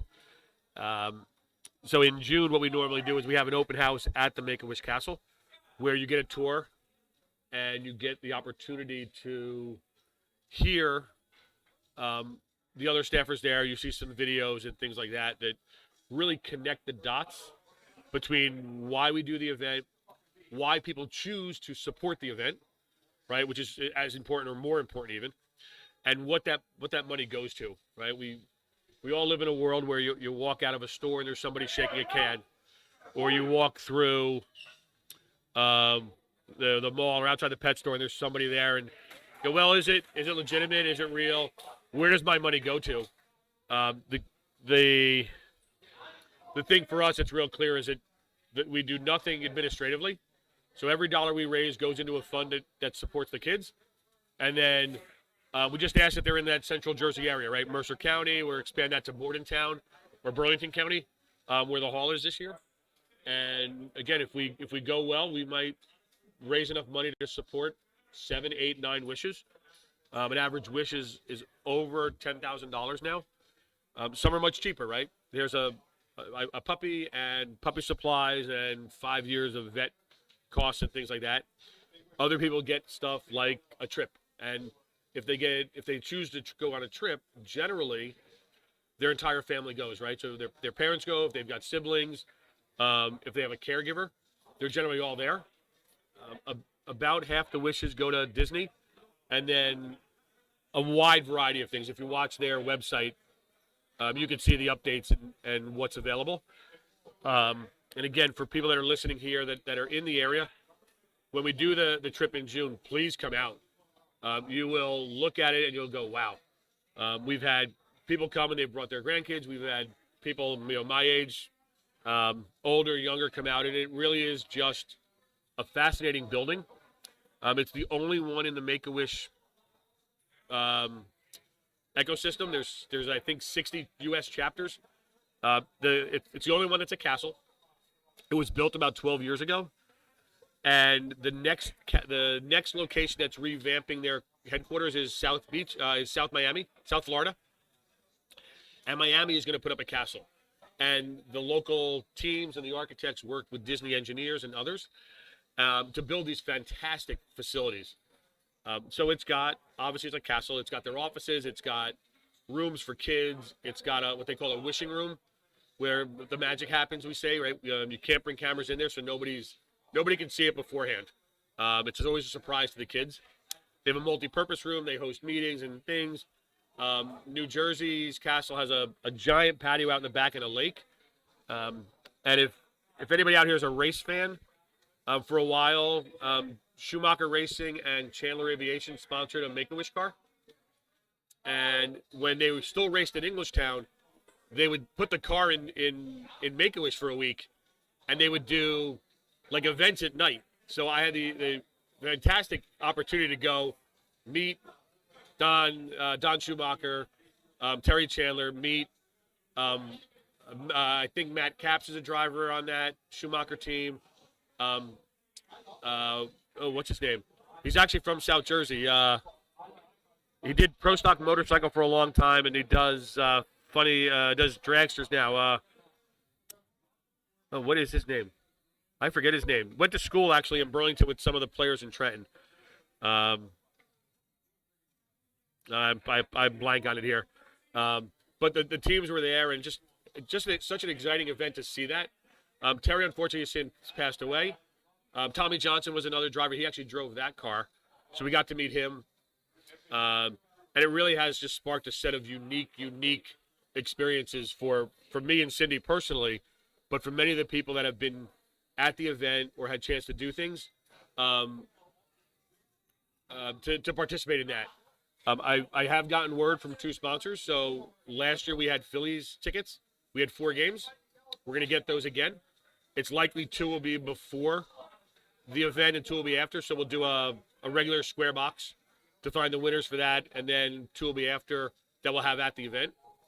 And for those that were there last year, Tom Boyce, Tom Bernard from Trenton, Tom Boyce from down here, and Mike Bowers, who I think gave the tickets to Colin, won 2 tickets each to see a Flyers game, and they sat 8th row blue line. And included in that was the club underneath the stadium. So you had food for an hour before the game up until the end of the second period, and then you had desserts for that, and the bar was open, and you literally sit 8 rows from the glass. It's a super, super experience. It was really unbelievable, and Frank Bolt and the Bolt Foundation, we connected at the Castle one year, and he gave them to me. And I reached out this year. I said, hey, we're going again. He goes, yep, let me know in January. We'll pick a game. I think those 6 tickets raised about $2,200 last year. Face value on the tickets are $242. So he handed me $1,500 worth of tickets. We turned it into $2,200 for Make-A-Wish. And 6 people got to go and literally sit on the side of the ice, right behind the penalty box. So we're going to have those again and hopefully sell those out pretty quickly. Get another 6 people a chance to go and see that.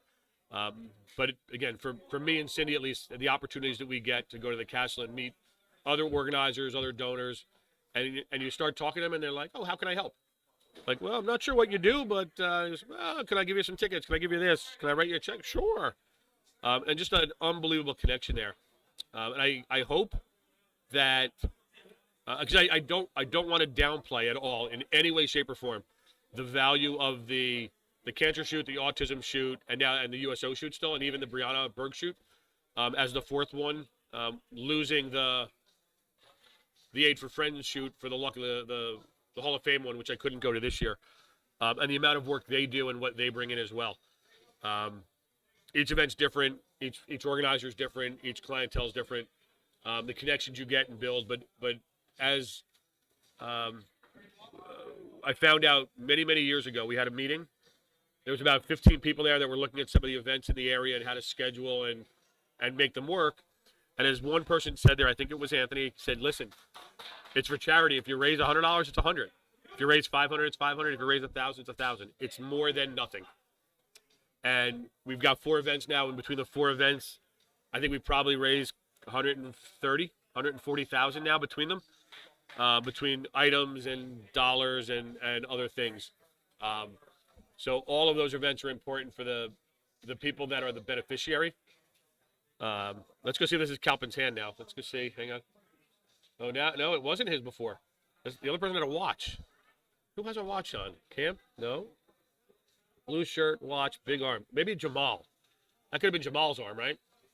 That was frozen on screen forever. So, all right. So that's it. Again, personally, I can't thank everybody, whether you're listening here or you're in the chat, who participated in Darts for Dreams, as well as autism, cancer, USO, Brianna Berg, and Aid for Friends over the years. There's a lot of things going on, a lot of things collecting money. There's always other little things for raffles and prizes that so many people donate to and choose to donate to, right? They don't have to. They choose to. And then just ultimately help out in some way that lets those charities do their work. And again, they're all paying it back, right? So Darts for Dreams, for years, we've been connected. The cancer shoot, very, very close, right? The whole Jazz family was impacted.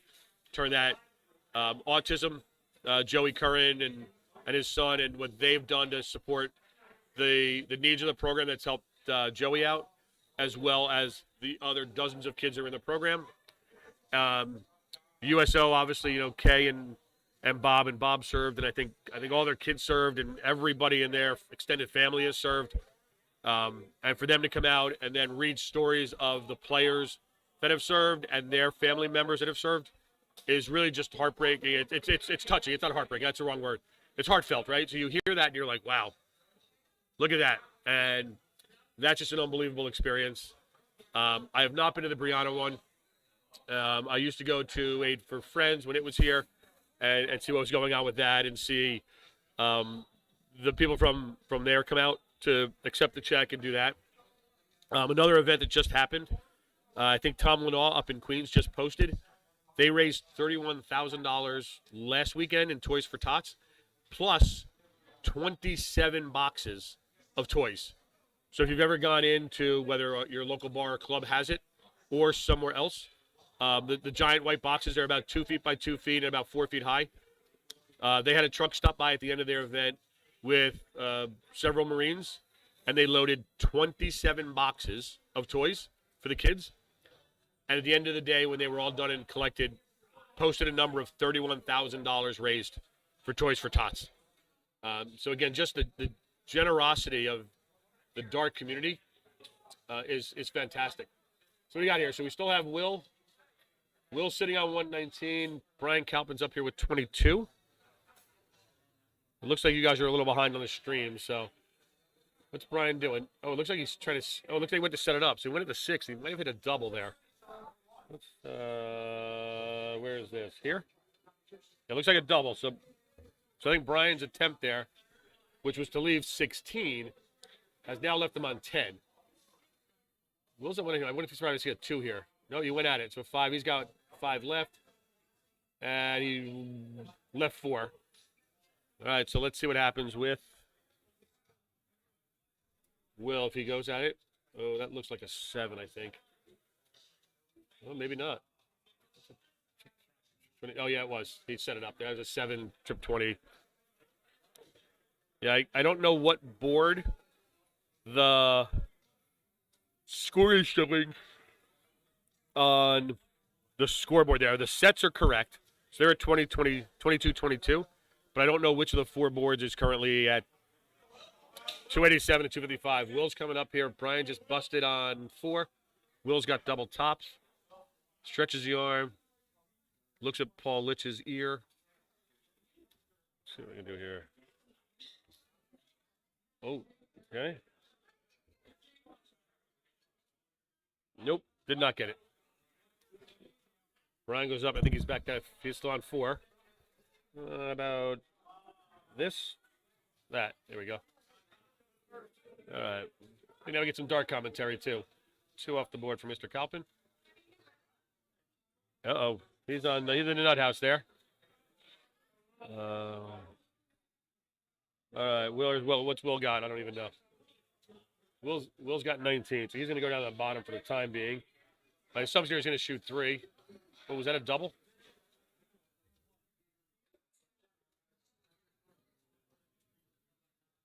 And he left 6 there. I'm a little slow on the buttons. Let's go back to the broadcast here. We'll leave it there. The Kalpin's on the nut house. He is at negative 38 now. Negative 38. You get it? That's a joke. Because he got 40 and he needed 2, so he's at negative 38. That other board there is 127.36. Again, I don't know who it is. It looks like looks like Will Gingery got that one. Look around here again. I think these matches are getting closer. I think the Trenton match is done. And it was 27-24, I believe. So Trenton's got 43. And we're going to still play Quaker City in their blue uniforms. And then ASL is going to have to play Old English. Let's take a quick look here and see what I get to.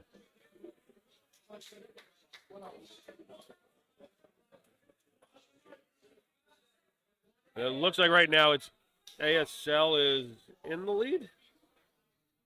So it's not over yet. But I don't know if that's the right data or not. So we'll see how it plays out. A little tired here. So it was a long day. It's 5 o'clock. We got one more part of the round robin to go. I see Lauren walking around with her camera. So Lauren walking around with my camera.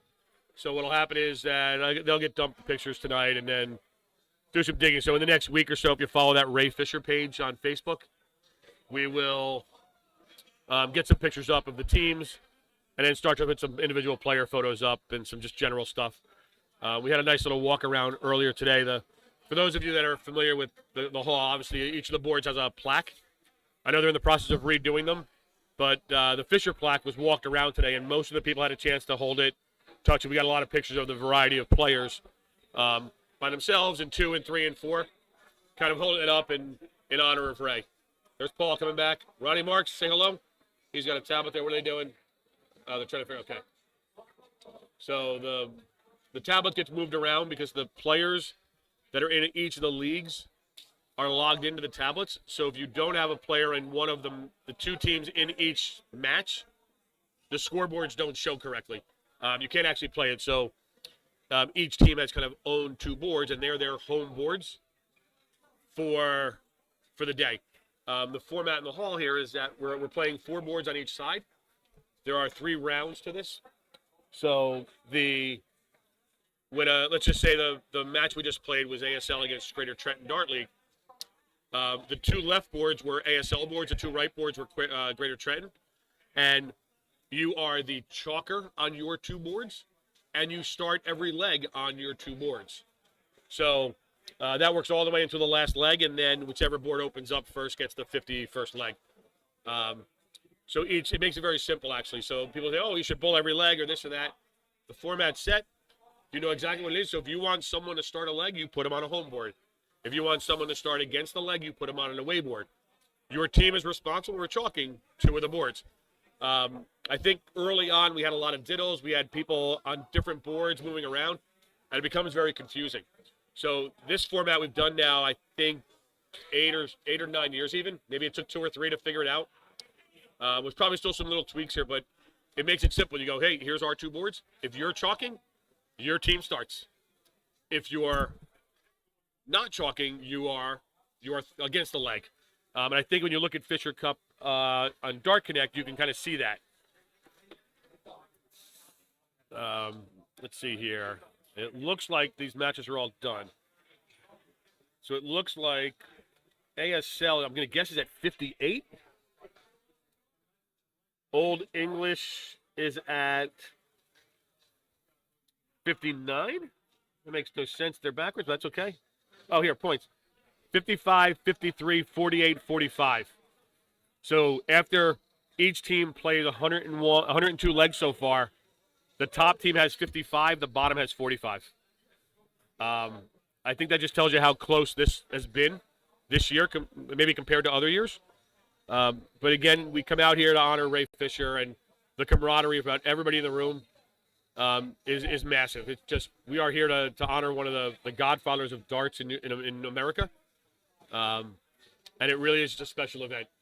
So, on a personal note, obviously we want to see Trenton win 35 of the next bunch. Maybe we beat, what do we have to beat? We have to beat Quaker City. So we got to do a beat down on them to try to get in the finals here. And then we need either Old English or ASL to really beat up the other team, right? If they split 26, they're going to be at 81. We're going to need 36. But if one of those teams takes 30, the other team's only at 70, mid-70s, 74, 75. And if we took 30 or 31, maybe we have a chance to move into the finals. And Quaker City's in the same boat. But we play them. So, all right, I'm going to go down and warm up a little bit. I've been up here on the mic. Hopefully everyone's enjoyed my banter. We see who's it? Scott Dutter warming up on the board. Scott's somebody I think is his 2nd year in the event. Was a new person last year at it. And again, this is just smiling all throughout going, I'm representing my team in honor of the Philly Greats. So I'm going to step away. I'm going to put it to mute. Thank you all for listening. Hopefully we will see you at the Philly Open if you're in the area or if you're local, and or paying attention to the schedule, looking for links and updates for the variety of charity events that you could help out with. Again, every dollar helps, every item helps, every prize helps, every donation helps. It all helps. It all adds up, and it all goes to the kids, the cancer patients, and the families of those in the, thank you, Mitch, in the military, their families, to give them a great holiday season. right? They do all these things for us. They give us all the things that we choose not to or did or don't in order to live the freedoms we have. And they put themselves in harm's way every day, and the least we can do is try to make their holidays a little better for them. So hopefully that went well last week. I didn't see any numbers posted by Kay. I was away the week, so I wasn't able to get here, but I was able to write a check to help out and take some raffles, of which I won nothing, by the way. Surprising, right? For everybody on here, I won nothing in a raffle. I did, however, partner with Dave Garfinkel on some Toys for Tots shirts, and made a deal that the donation for that would go to buy tickets for Make-A-Wish, and then the charity shirts we sell through Dave Garfinkel and DJD for Darts for Dreams this year will go to buy tickets for Toys for Tots, and I think we won 11 prizes. There's a post on the Darts for Dreams 19 event page that talks about that. So an unbelievable option that Dave and Tom thought of and said, hey, want to try this? And I said, sure. What's the worst that happens? Tom gets $500 for Toys for Tots, and nothing goes to Make-A-Wish, which would still be the same if Dave just wrote the check. And in this case, Dave wrote the check. And then I expected the Philly Open. I'll get a box with about 11 items in it that we'll have. So there were some signed memorabilia. There was some mystery stuff. I think 8 sets of darts. And again, people have a chance to win those. They can buy Darts for Dreams jerseys. We'll have a new version up, hopefully in a few weeks. Dave is over in the UK at the PDC Championship. When he's back, we'll get those shirts finalized. Hopefully have them in the next 6 weeks, 8 weeks, for at least some samples for people to see. And then we'll post them online. People can buy them. The community support's been great for those. I see them at every event I go to. Somebody's wearing a Darts for Dreams jersey. We don't do them every year. That'd be a lot of effort and a lot of, I think, cost to people that go, oh, I want to stay current. You know what? We do it every other year. Perfectly fine. So that's the deal. So it's Gary. I'm going to sign off and head down there and do some practice. It looks like we moved to the other side of the room again. So we're going to head over there, start warming up, and get ready for our match versus Quaker City. So I'm out. Maybe Frank Gorham's going to come back up, or someone will come up in a little bit. But for now, thank you all. Have a great time. Hopefully you're enjoying the stream. Oh, I'm ready, Frank. Come on up. Yeah, we're good. Everything's working. So it looks like Frank's going to come back up. Maybe he'll bring up Joe Craig, top 4 in PSL, getting ready for his playoff match with me on Tuesday. And who else he's down there with? He's down there with Frill, who's playing. So there's some other people here. Some other people keep walking in. I forget who that is, but that's okay. All right, I'm going to let you guys go. Thank you all. Hopefully you appreciate the banter, learn something, reminded of something, do something, who knows. And we'll see you soon. Thanks. Bye.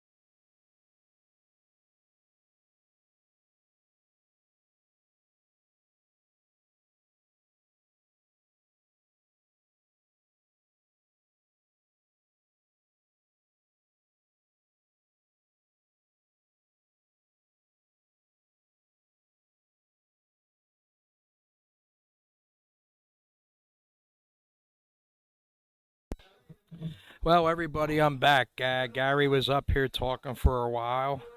I'm going to have a guest. Joe Craig's going to come up and join me. So it looks like the Advanced Singles League, 55 points. Old English, 53. Quaker City, 48. Greater Trenton, 45. So it's going to be a battle here. Quaker City's getting ready to play Old English, and the Advanced Singles League is playing the Old English and the Advanced Singles League. That's going to be a battle right there. 2-point difference. Maybe Quaker City can shoot well and sneak on in here. We'll see. See if we can get a match going up here. And it looks like there might be a good one coming up. We'll be right back to you.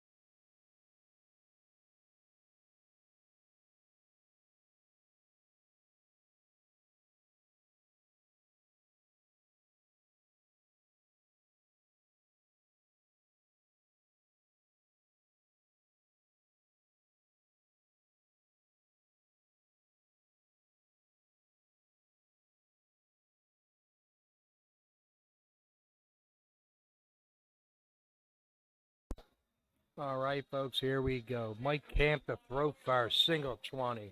Single 20. Single 20, 60.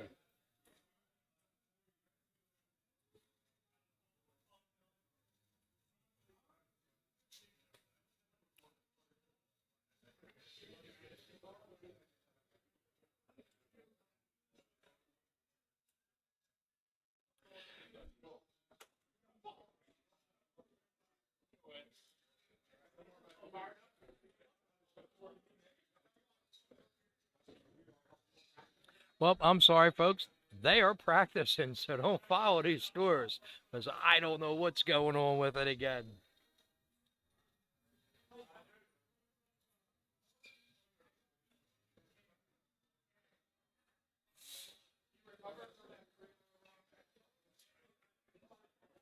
Just to give you a heads up, the scores on the screen are wrong now. Camp's at 423, Romans at 460.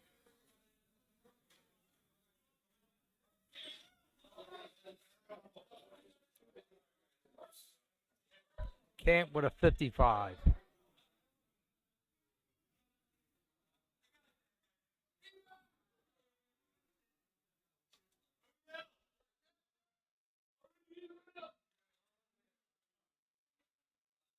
$394 for Roman, $358 for Camp.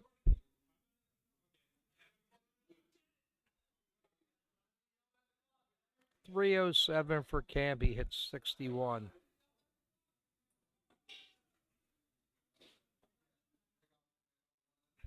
Something tells me the tablet that is being used on the scoreboard isn't logged into the screen, and somewhere else there's a match being played with Quaker City and Greater Trenton. And that's what we're following. Let me go see if I can find out.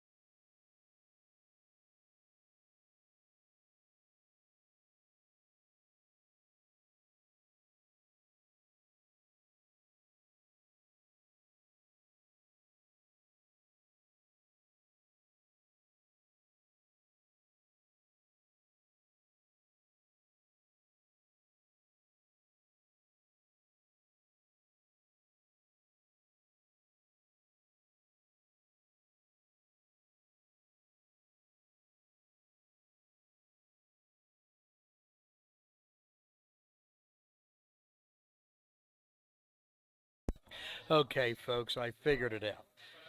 The tablet on the live stream board is not picking the score up on the match. The tablet on board 12 is giving you the scores for the live stream. So we're going to have to get that fixed, and we'll get right back to you. Sorry.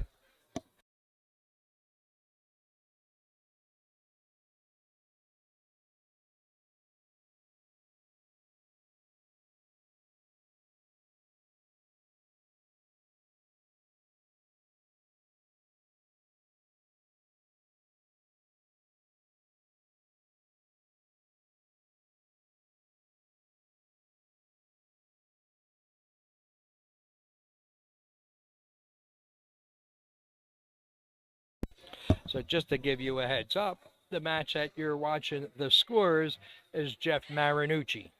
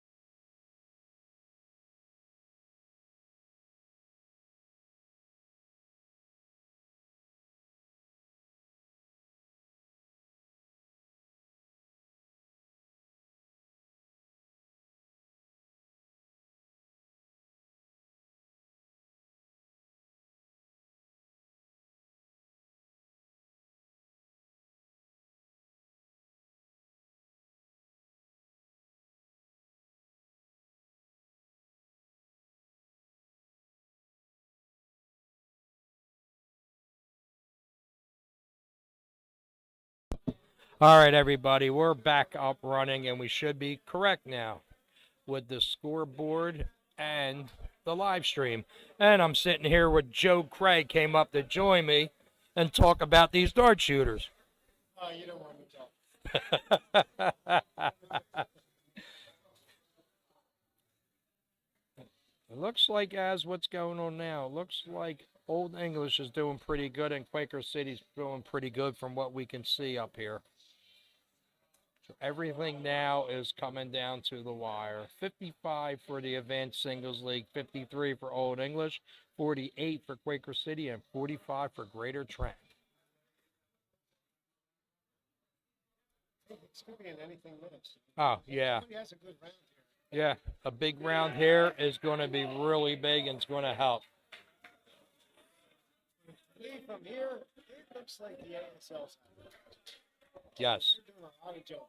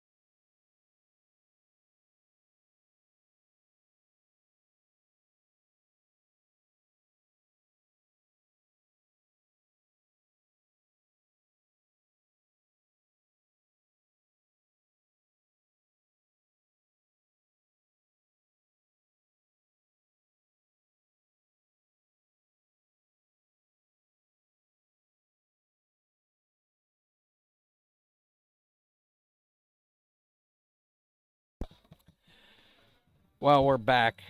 Um, Hopefully, we'll have everything up running perfect for the finals. Right now, from what I'm reading, it says Old English 77, Advanced Singles League 68, Greater Trenton 60, and Quaker City 59.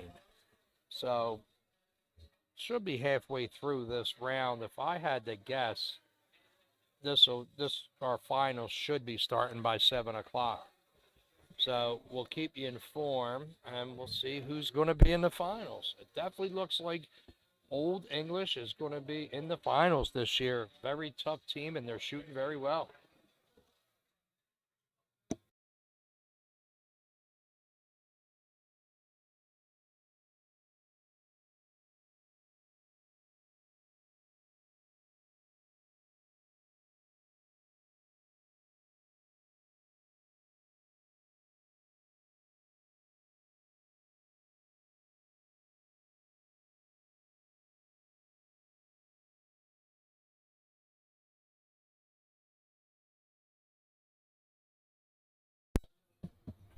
Well, on the stream board right now, Brian Werman's up 260 to 332.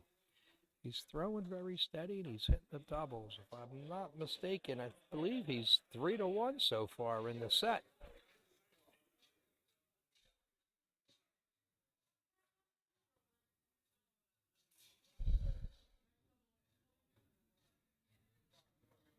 Another 60. Steady on the 60s.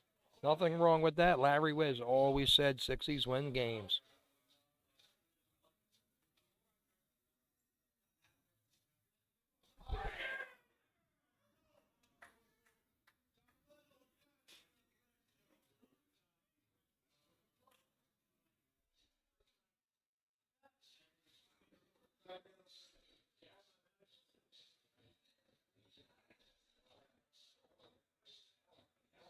$60 again. Brian Werman sitting on 140.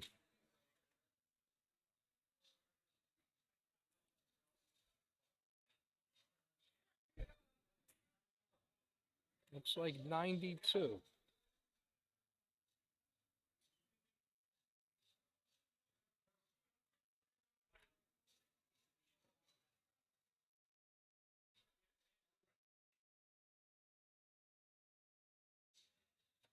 Oh, 100. What a big shot by Brian Werman.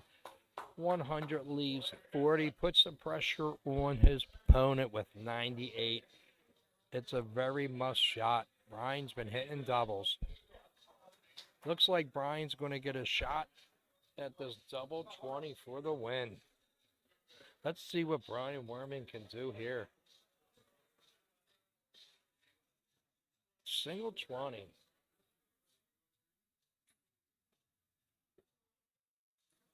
Double 10 for the win. Brian Werman takes out 40. Single 20. Single 10. What a shot by Brian Werman. Unbelievable shooting. Way to go. Keep it up. Quaker City looks like they're playing, trying to get a shot to get back in it. We'll be right back with some more live streaming from the Columbia Hall.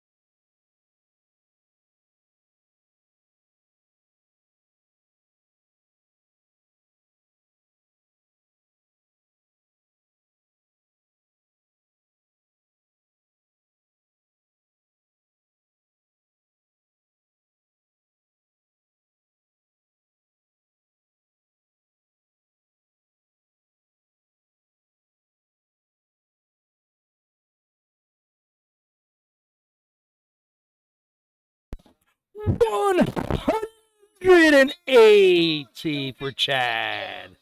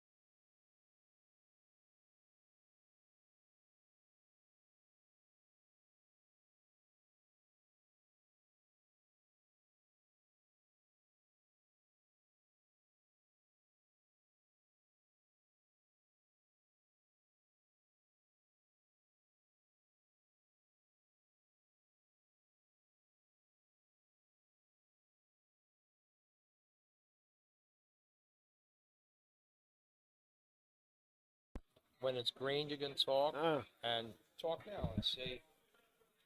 Well, people, it looks like we have an Old English and a Quaker City final coming up.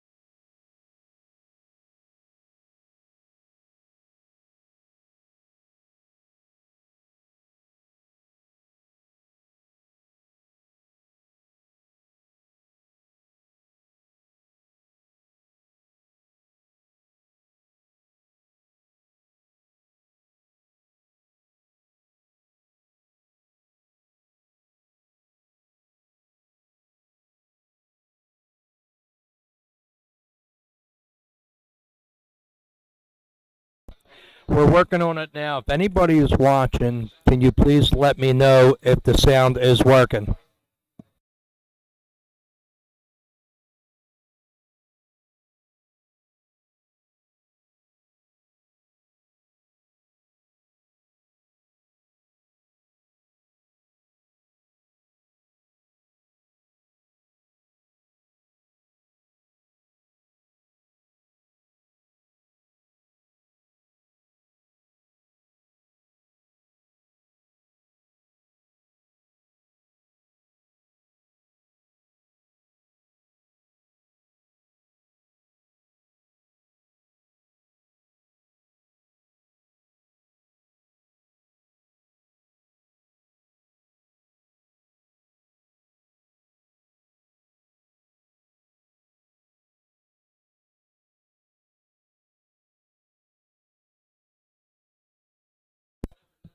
All right, I appreciate that. Now, all we got to do is make sure the camera's working and we should be good and get ready to go with the finals. Is going to be Old English Dart League shooting against Quaker City Dart League. We should have a good finals.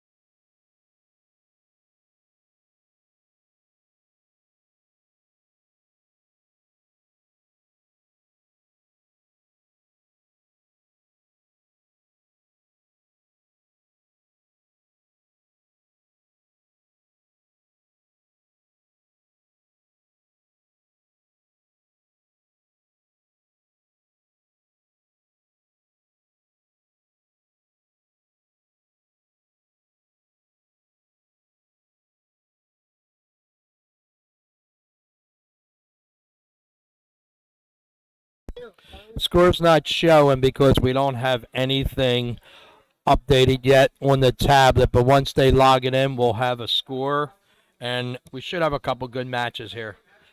First, the 26.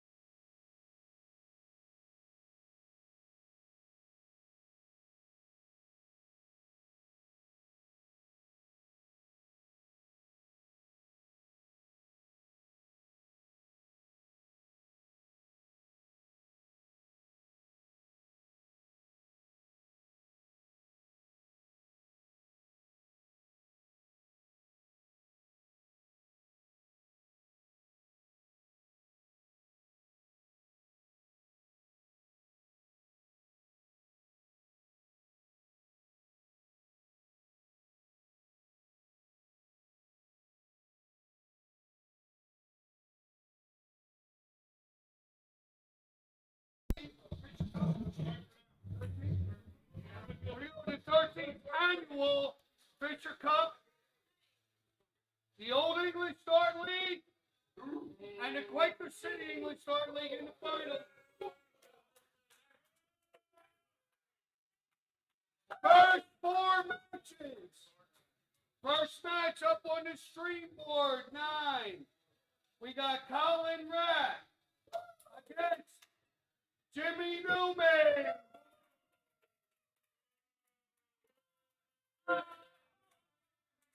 On board 11 for the Old English Start League, Ed Goldberg versus Brian Sweeney for Quaker City. On board 13, up for the Old English Start League will be John DeSpato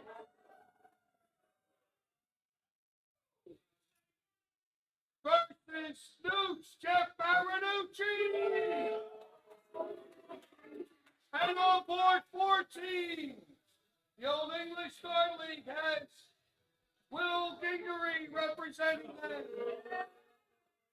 against the champ, Mike Camp. Well done, John. Well done.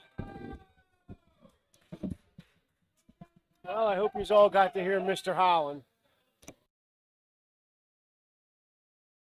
Going to be some really good matches right out of the gate here. One of the hottest shooters in the city, Mr. Colin Rath, against Mr. Jim Newman's going to be on the stream. I think right now it's going to come down to strategy. Who's going Got to to play? be strategy. Jim Newman opens right up. Triple 19. Oh, shame they were only practice starts. Practice, yeah. That's why he hit a triple. Everybody's good in practice. Yeah. Everybody. Yeah.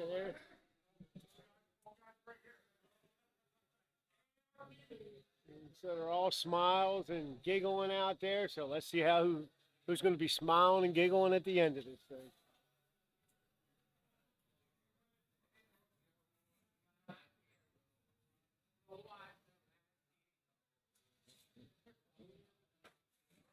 I tell you, Colin really looks sharp over the last couple of weeks. Yeah.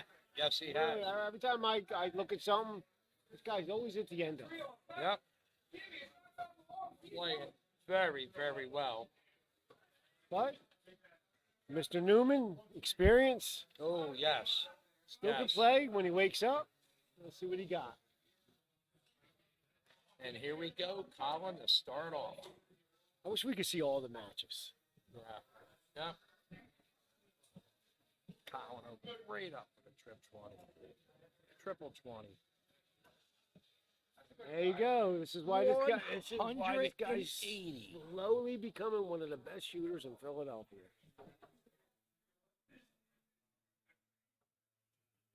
We got no score now. Oh, no way. Jimmy Newman with a 43.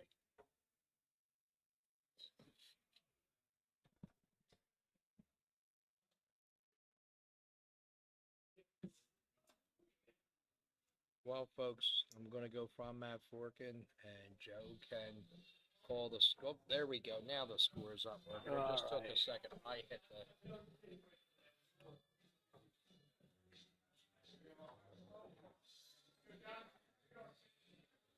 Colin has a nice little lead here. Yeah. All you got to do is stay in the inning and keep building it. Ooh. All right, left it open for Jimmy. Need a shot here. And there's a triple.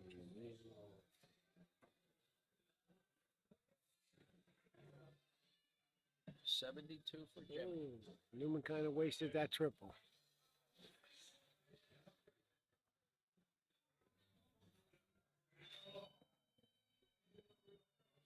There goes Oh, Colin with big one. 135. Leaves himself with a 100 out shot.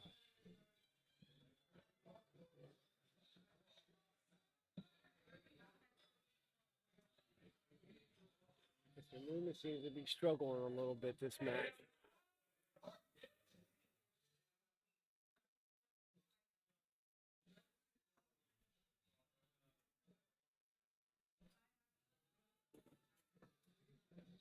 Oh, 42. Kind of makes a little mess out of that, but he'll be all right. Got plenty of time.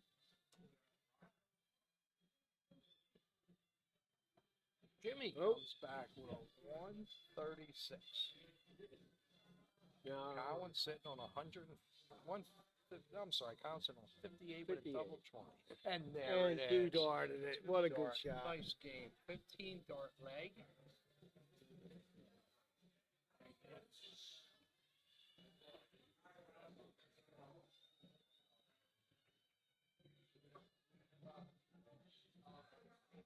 They're going to throw some practice starts in between here to see who's playing, see if these two guys go at it again.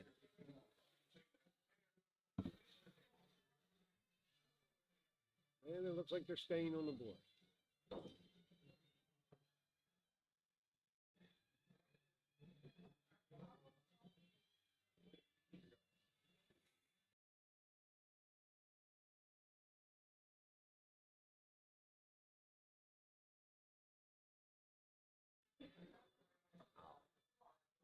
And we froze again, so They got to figure something out with this. There it goes. Now the picture's froze, but the score's up. yeah.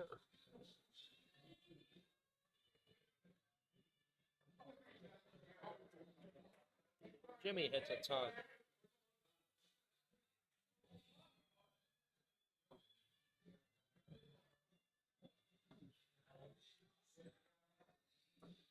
Collins seems to be hitting one triple every shot.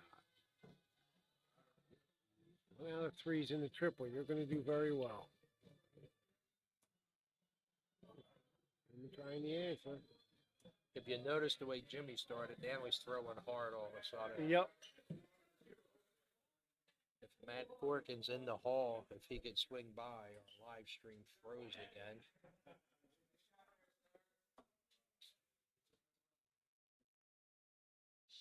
And it keeps freezing every time Collins up. Yeah. Every time.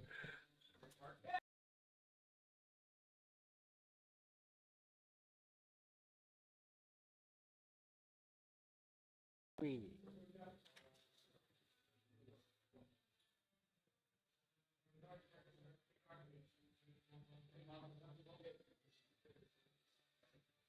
This game's coming down quite even at 254 to 282.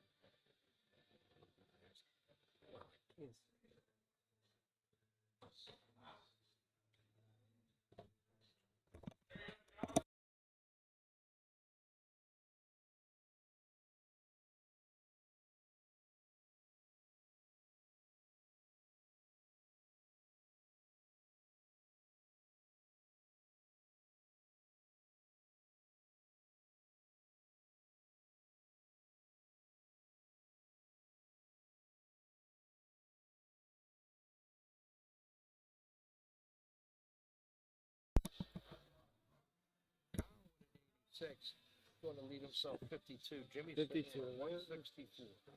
Newman's going to have to get this, either take it out or get it way down. Looks like he shot the 64 to leave. Nope, 41. Ooh. They'll leave him 123. Collins single 12. Double.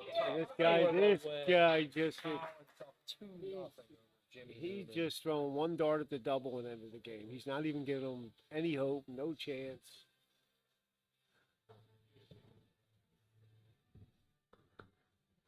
This is that strategy we were talking about. You may have to, right now, you may want to give Newman a little break, but I don't think they're going to. They're going to ride him and let him keep going.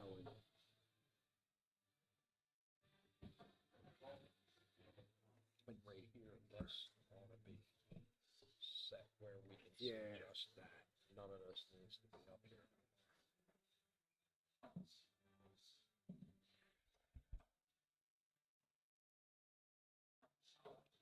$45 for Kyle. Glad you could see that far, because I can't.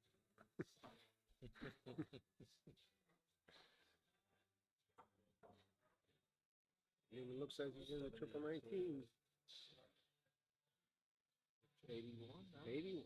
No. What did he get? 33. That's a rough 33 there. He was on the wire with every Kyle dart. opens up with a triple 20 again. If he's throwing that first dart in the triple, it's just really helping him out. I think Newt's just Okay, won that one. yeah, Newt's got a win down there.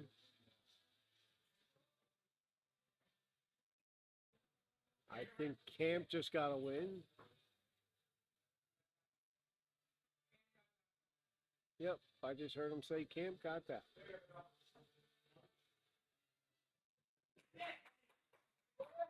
And we get Ed Volamo with a win.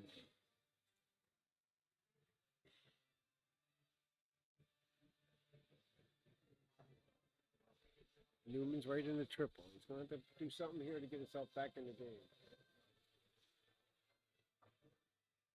99. Jimmy Newman gets himself right back into the game. Kyle leads right off with the triple 19. Single 20. Last dart strays into the one.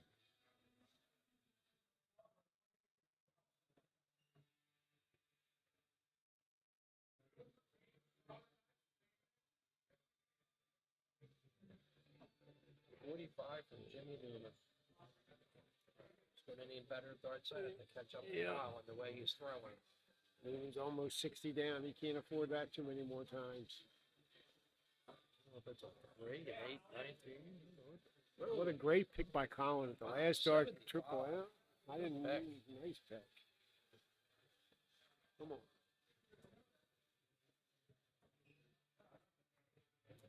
Oh, looks like Newman 133 for 133. Newman to leave himself 150. Collins sitting on 154. He hits the triple 20.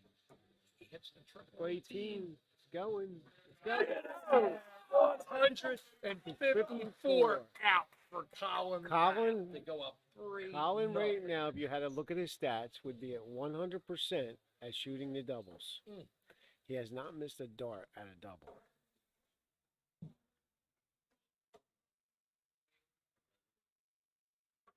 He just looked up at us with a big old smile on his face.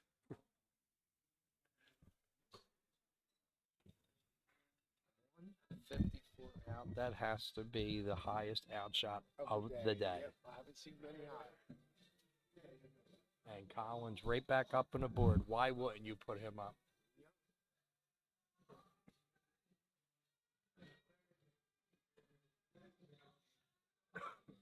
This is the tough part. You take Newman out and you put somebody right against Kyle. Against right. The guys just played 3 great games. Who do you put against them? Right. Right. Nope. There's not a dart shooter in the room, including myself, would want to play him right now. Correct. Yep. You come in cold, you're in trouble. Yep. Put Newman in, let him see if he can get 1 or 2 games off him and see what happens and go on from there. Newman's capable of beating anybody at any Oh, time. definitely. 100%.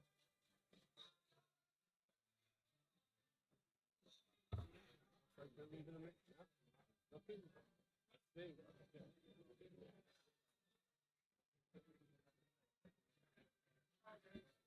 Looks like they're leaving him in.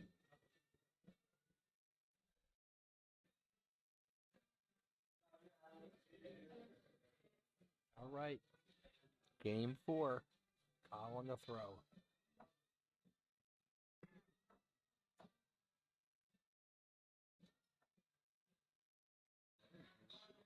Keeps picking the triples. 80. Just keeps picking the triples. And Jimmy opens up with a triple 20. Single 20. And a triple 19. 137. Newman's going to put up a little fight this time. Don't just go away into the wind. He never does.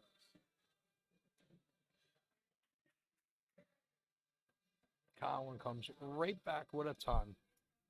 Telling you, he just keeps on pouring it on. He's not going to leave any. Not Jimmy- Jimmy Newman take a breath. Jimmy opens up with a triple 20 to start, single one, and an 81 for Jimmy.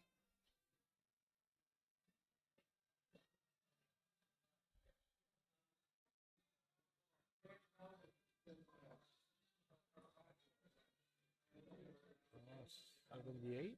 No. Oh, 135. Thought that was a 46. Jeez.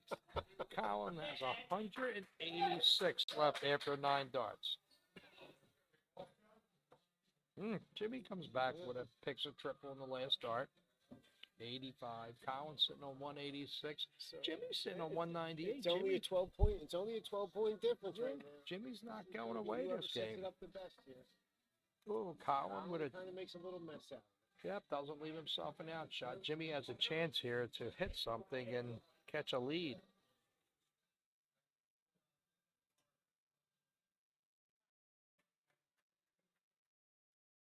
Newman throws 3 good darts and just gets a 60. It's a 60. Jimmy's sitting on 138. Colin can set him up with an outshot here. Looks like a triple 5. Can't see that one, sis. 45 for Colin. Colin's sitting on 117. Jimmy on 138, and he opens up with a triple 19. And a single 19. All he's got to do is set this up.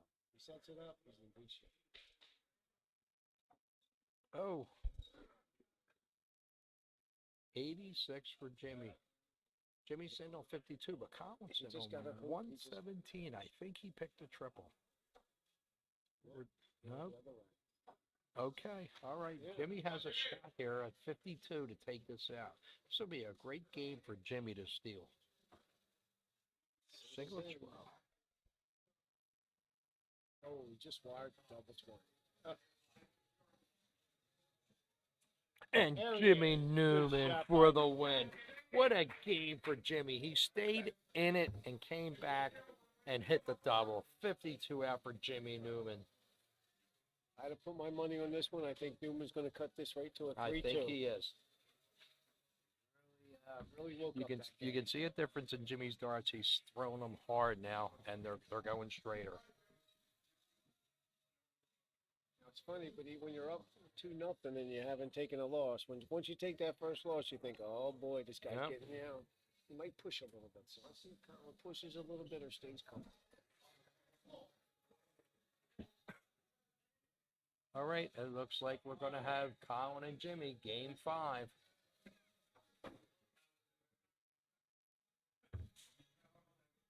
Tell you, the only thing about this tournament is every game is important. Yes, yes.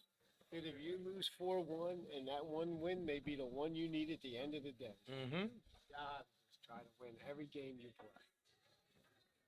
All these guys know it. They should have the lineup in for if Colin's playing Jimmy.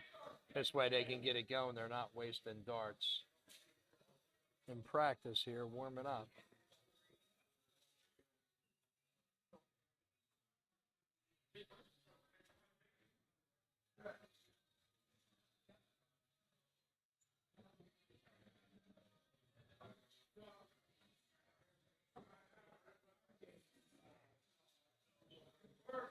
Once again, our score is working, but we're froze again with Colin on the screen. He must be today's celebrity. If you can guess his beard, we're going to give you a free set of darts supplied by Colin Rath. Just the length of his beard. How many dart flights would you guess that beard is?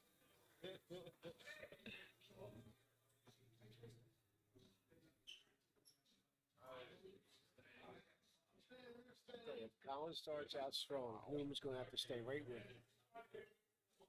Big Coyote just showed up on my camera.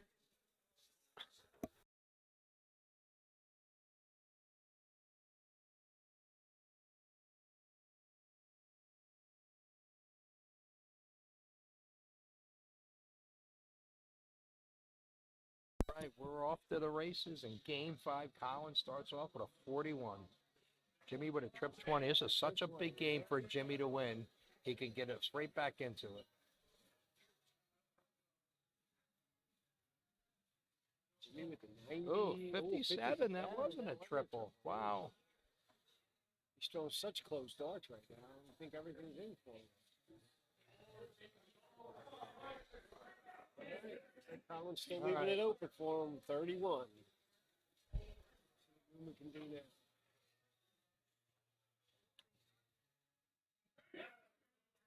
Looks like Camp just got a wind up at the other end.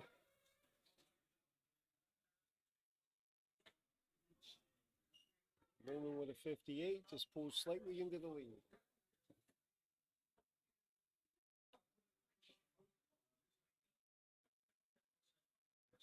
Collins back into the triple. 100.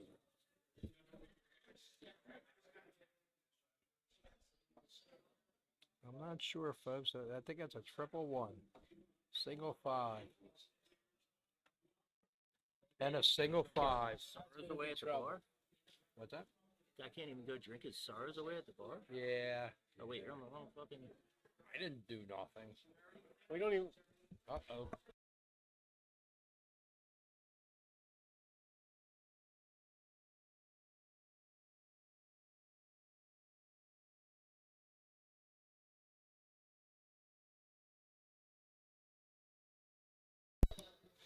All right, folks, I think we're up running again. Besides the line across the screen, but we're good to go.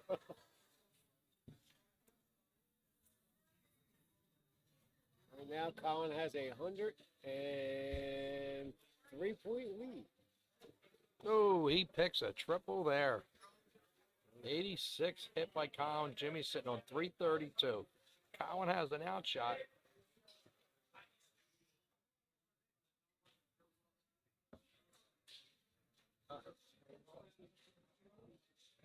$60. Look better than that. He's just missing. He's one inning away here, and he just can't get him. There's a trip 20. Single 2. Oh, and he picks a triple 19.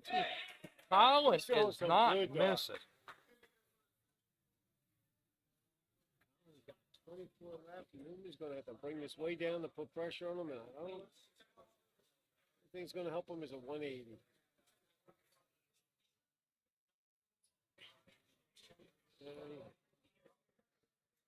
Newman's still not on. Colin single 12. Let's see if he still does the one dart. Singles, and he busted.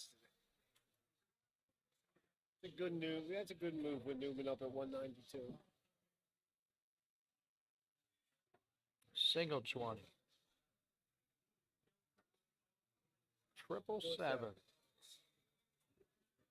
Single 19. 60 hit. That's not going to help Jimmy. And there, Colin with a double 12 takes a 4-1 score off of Jimmy Newman. Unbelievable shooting. 75.18 average.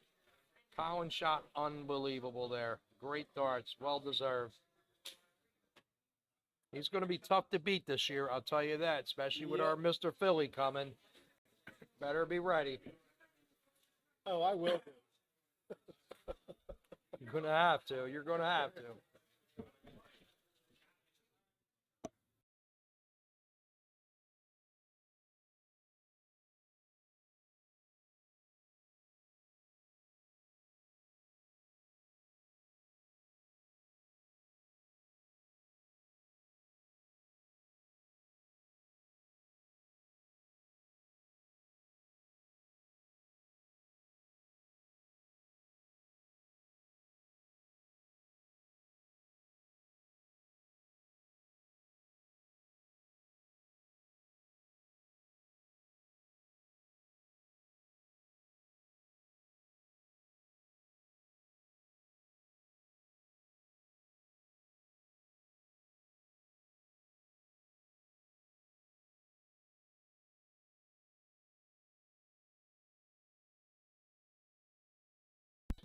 Well, maybe we'll see. Chris Friel's up on the stream board. Maybe we'll see a match. Looks like Uh-oh. Brian Here Calpin's comes- coming down. Oh, this will be a match. Yeah, Mr. Calpin can play this game.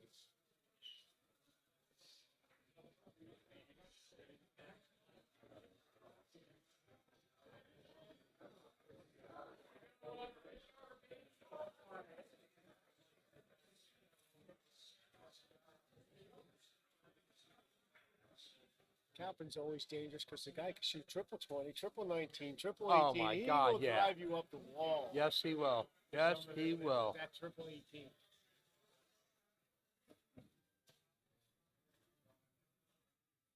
It's like we have Jerry now playing Ed over there. Looks like Ed has about 75 and Jerry's on 2 something. Not good.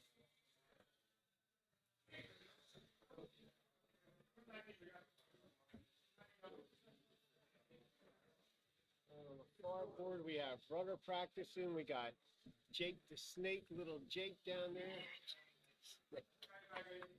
We got All right. we got the senior Lenny, and we have There the you go. youngest player in the room, Jake. Yes. Very good shooter. Yep.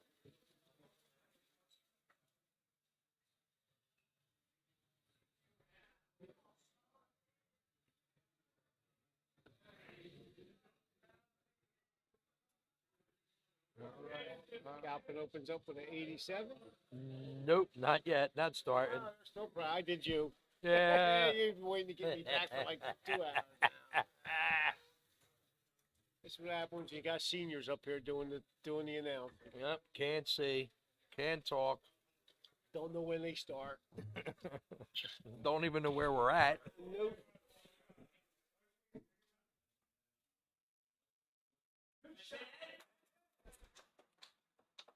Ed Ballmer is smoking. He's smoking everybody. I don't think. But look at Jerry. Jerry's not. I don't know if may have been a wash over there, which wouldn't be good.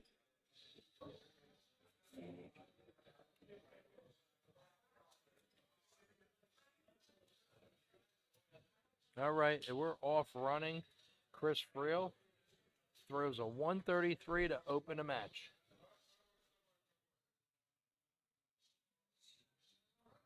And Calpins opens right back up with a perfect triple 20. And another 20. See if Calpin can answer this one. 100 for Brian Calpin. That's a good answer. It's Calpin's first 3 darts. That's a good answer. Chris Friel right back at the triple 19. 95 for Chris Friel. Friel gets determined. He's a hell of a shooter. He can be very relentless.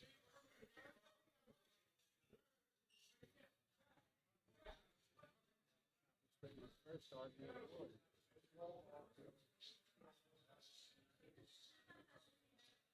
Ooh, 22. That's going to hurt a little. He's going to give Friel a little bit of breathing room here. Nice.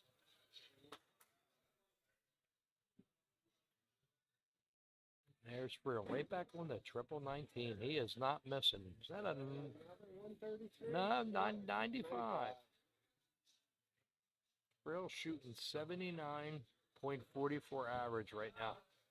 Got a 200-point lead. He's going to have to do something here. It looks like he's got an 80 leg. 85. Between Ed and Colin, that's 9-1. Mm-hmm.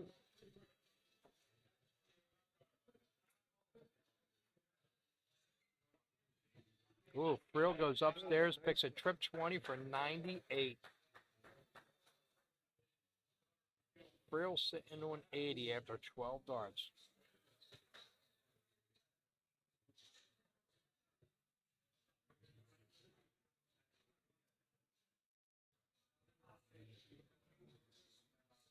All right, he picked the Good pick, triple 19, 82 to hit, Still not on and out. 212 left, but Friel sitting on 80. Let's see what he does with this 80.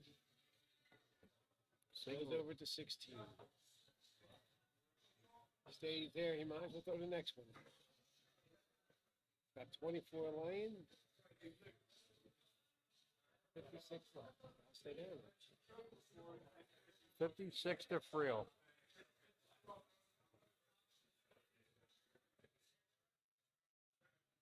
Single 16. Going to leave 40. Yeah, Kappa's going to need a big shot here to put some pressure on the floor.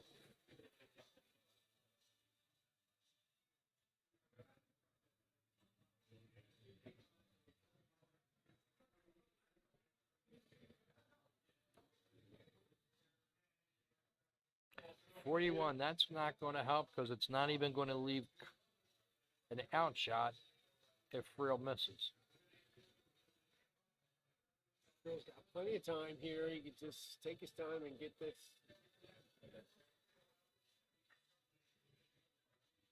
First One dart, dart. Chris Friel. Tell you what, there's a lot of first start doubles going in this board. Yeah. People are not playing around here. 81.9 average for Friel. Very nice average.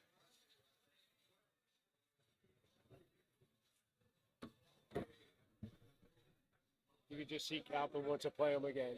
Mm-hmm. Oh, yeah. Yeah, you could just see it. Yep. Calpin is not taking that lightly. Yep. He's not one to walk away. Nope. Let's see, we got the Chad. Who's he playing? Against Mr. Gingrich.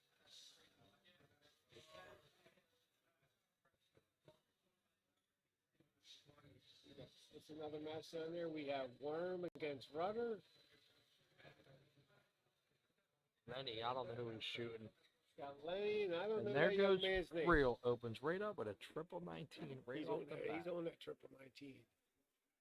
133 for Friel. I tell you, this is a hard tournament because when you have the home board and you start out with a 133, Yep. it's really hard to play with you. You got to really concentrate to go wins when you're not on the home board. Tough dart. Bounces off the flight. 25 for a score.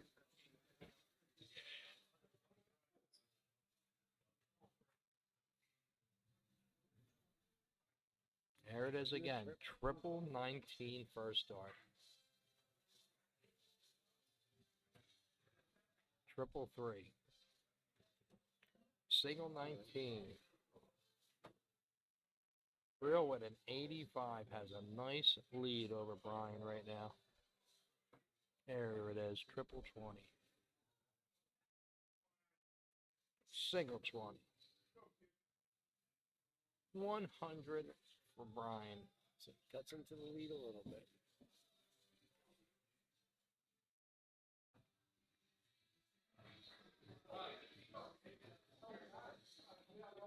Rio goes up and grabs it. Triple 20 for 99. If Chris doesn't hit the triple 19, he goes right up and he'll hit the triple 20.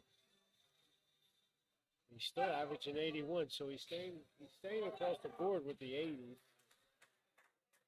Keep shooting at that pace, it's going to be trouble. Kappa's going to be in a little bit of trouble.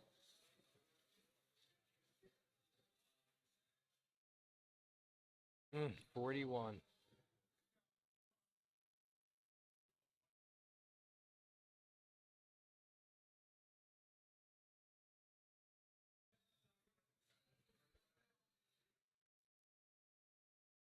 Well, then look at that. Right back to the triple 20 on the He misses third the dart 19, and he just and goes, hits an 87. Unbelievable the way he's throwing.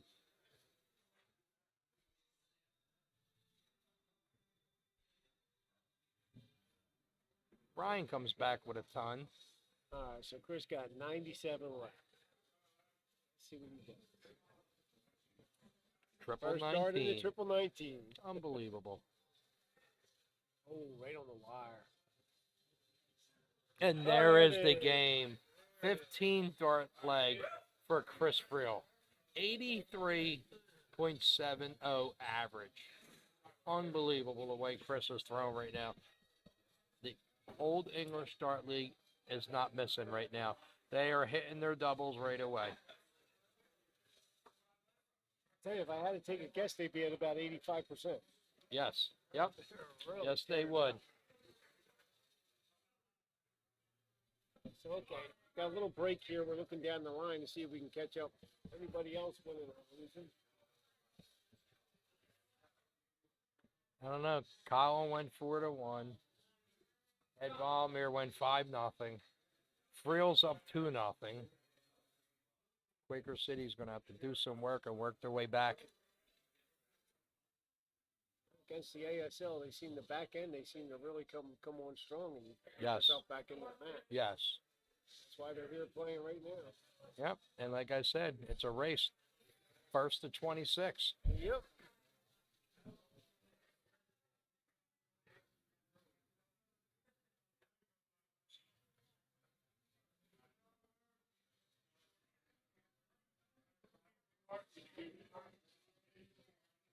Not sure what's going on with the match, but when you got 3 guys who throw 11 wins, your first 3 shooters right off the bat, Yeah. that's a lot to catch up on. You only need 15 games after that to win, and it's early in the match.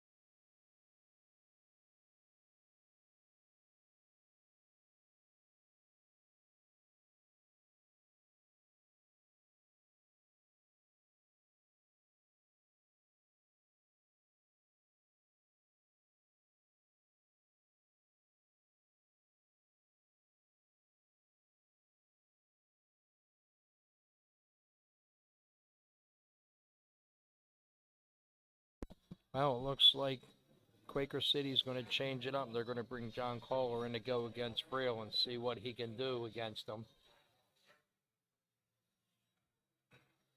I don't know if it's going to matter who they bring in against Friel right now. Not averaging an 81.7. Yeah, he is just really throwing, picking triples, and they are not missing doubles.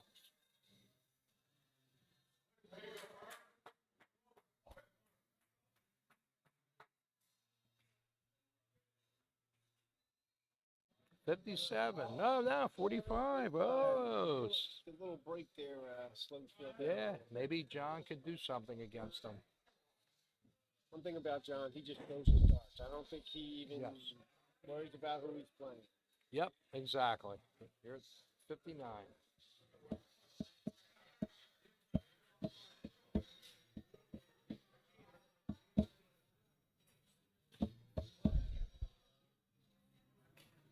Maybe switching it up. Might have stirred Friel up a little bit here. Didn't hit a triple yet in 6 shots.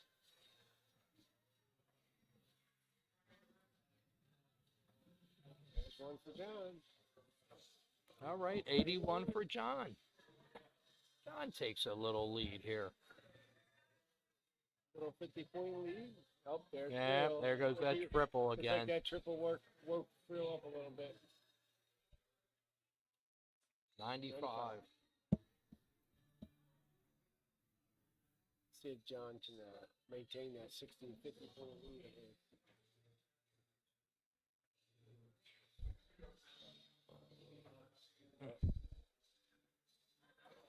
Ooh, That's going to leave a little mark, that 26.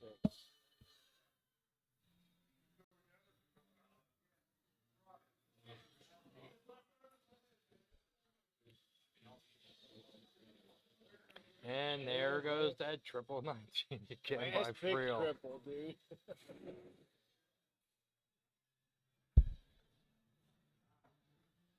Let's see what he can do. Cole's got to wake up a little bit. Yeah. Gotta throw something. You got to throw something against Friel.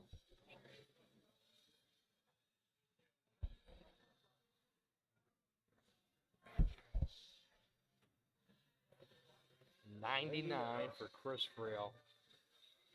He's going to leave himself an outshot there. John's going to have to throw something here.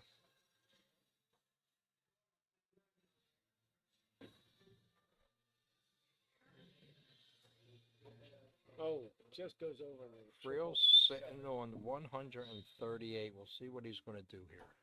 Triple 19. I'd have bet $1 million he was going triple 19. 60 hit. 78, triple 18. And a single 18. John's going to need a score here to stay in this game. Chris is sitting on 60. 41, that's not going to help because it's not even going to set John up for a double. But here comes Chris sitting on 60. And there's a single. Let's see. Chris There you Friel go. for the Yeah. win. I don't think these guys missed a double Me yet. neither. I think they might be at like 95% of this board. Unbelievable doubles that this team is hitting. That's unbelievable. If the rest of the guys are shooting like that, they're in good shape. Yes.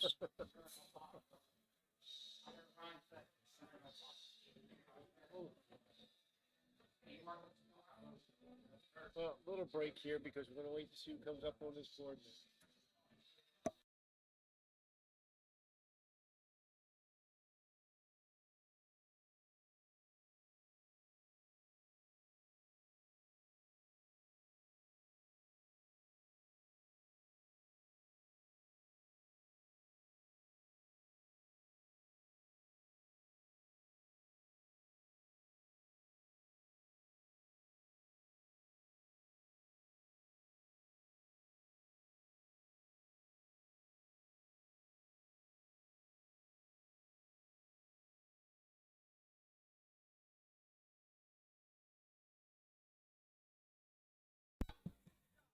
All right, here we go. Chris Friel to start.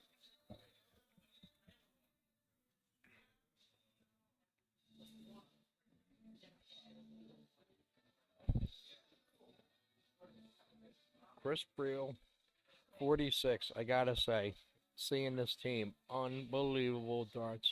Maybe one of the best matches I've seen have to be the Old English Dart League. 41 for John. This team is just on fire, hungry, ready to win.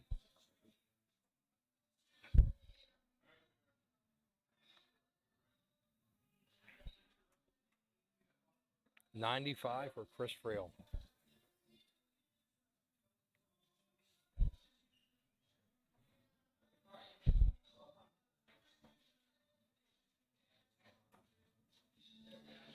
Not a bad shot, John Kohler. 98 for John.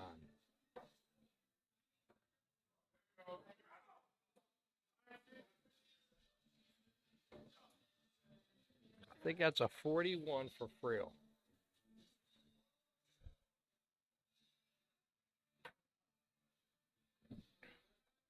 Friel still holding that 80 average.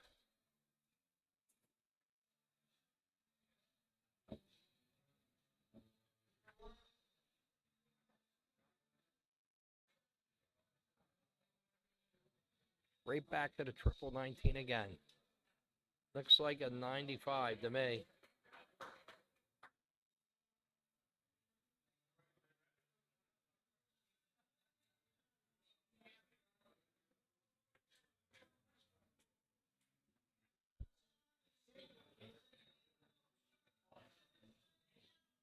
$100 hit for John Kohler. Now it looks like we're having a problem with this speaker now. The score's not showing. Friel's 114. 133 for Chris Friel. Chris Friel has 91 left.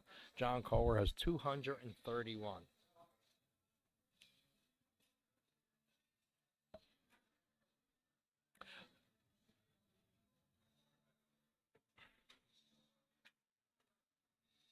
Chris Friel hits a triple 17.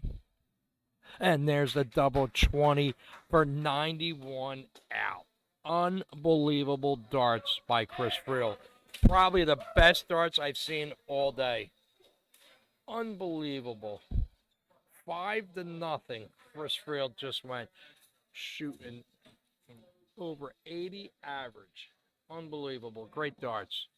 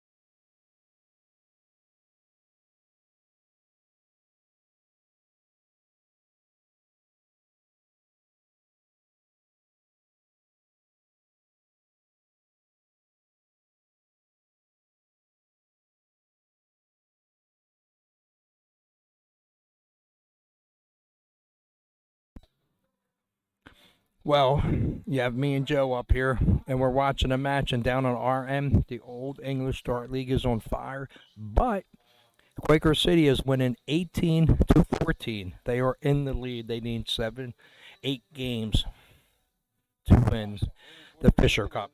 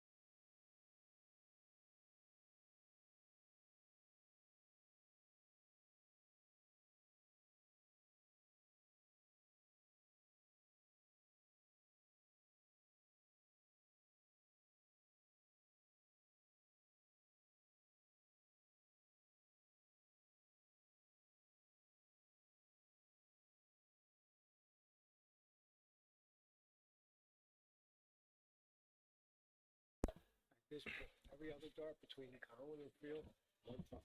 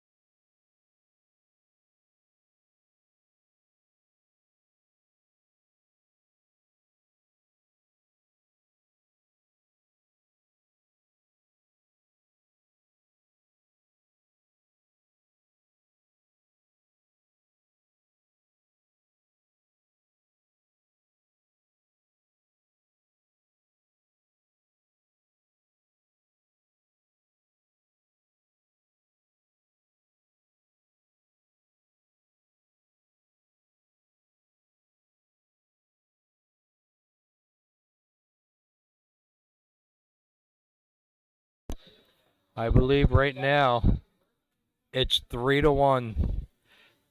Quaker City needs 3 games. The Old English 1.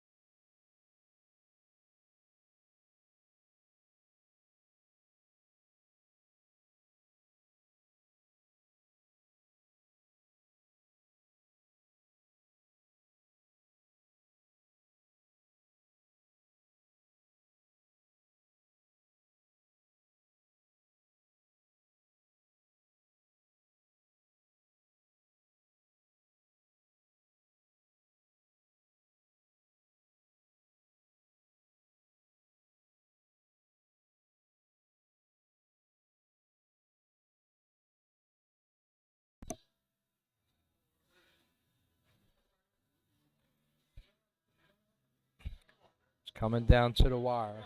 ASL is out. Trenton's out. Quaker City, Old English. Old English, if I'm not mistaken, needs 1 game.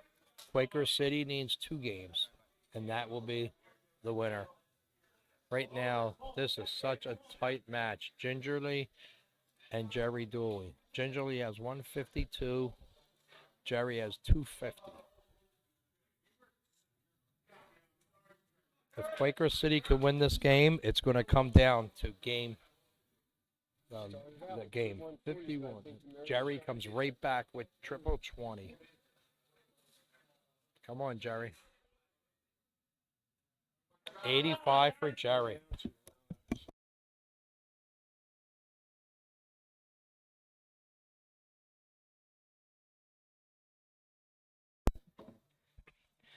Gingerly has 170 left to win. He throws a single 3. Next dart's going to be a triple. Oh, no, he throws 7. He has 100 left. And he throws a single 20.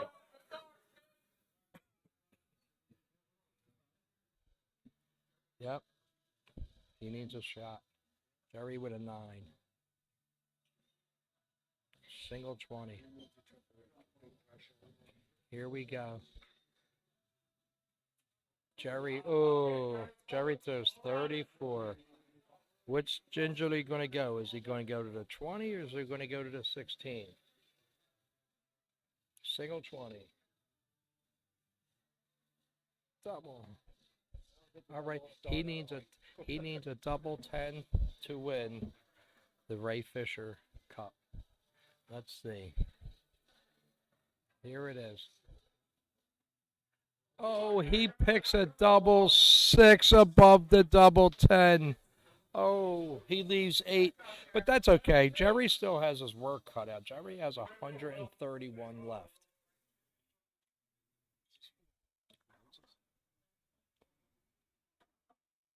Single 2, 1. 23 hit. 108 left. And he shoots an 18 to leave 90. Will Gingerly needs double 4 to be the hero to win the 2003 Ray Fischer Cup. Ooh, 1 dart to the right. Ooh, he hits a single 4. I think the pressure is getting to him. There it is, right there. There it is, right there. The 2023 Ray Fischer Cup for the first time goes to the Old English Dart League. Congratulations. What a shot. First time ever they won the Ray Fischer Cup. What a shot. What a way to stay in the match, in the game. Well deserved. What a shot. What a pressure shot. The last dart to hit the double 2. Unbelievable. Unbelievable. Well, that's darts. Well, we thank everybody who watched, who participated for the 2023 Ray Fischer Cup. Unbelievable. Unbelievable match. Way to go. Now the presentation is for the trophy.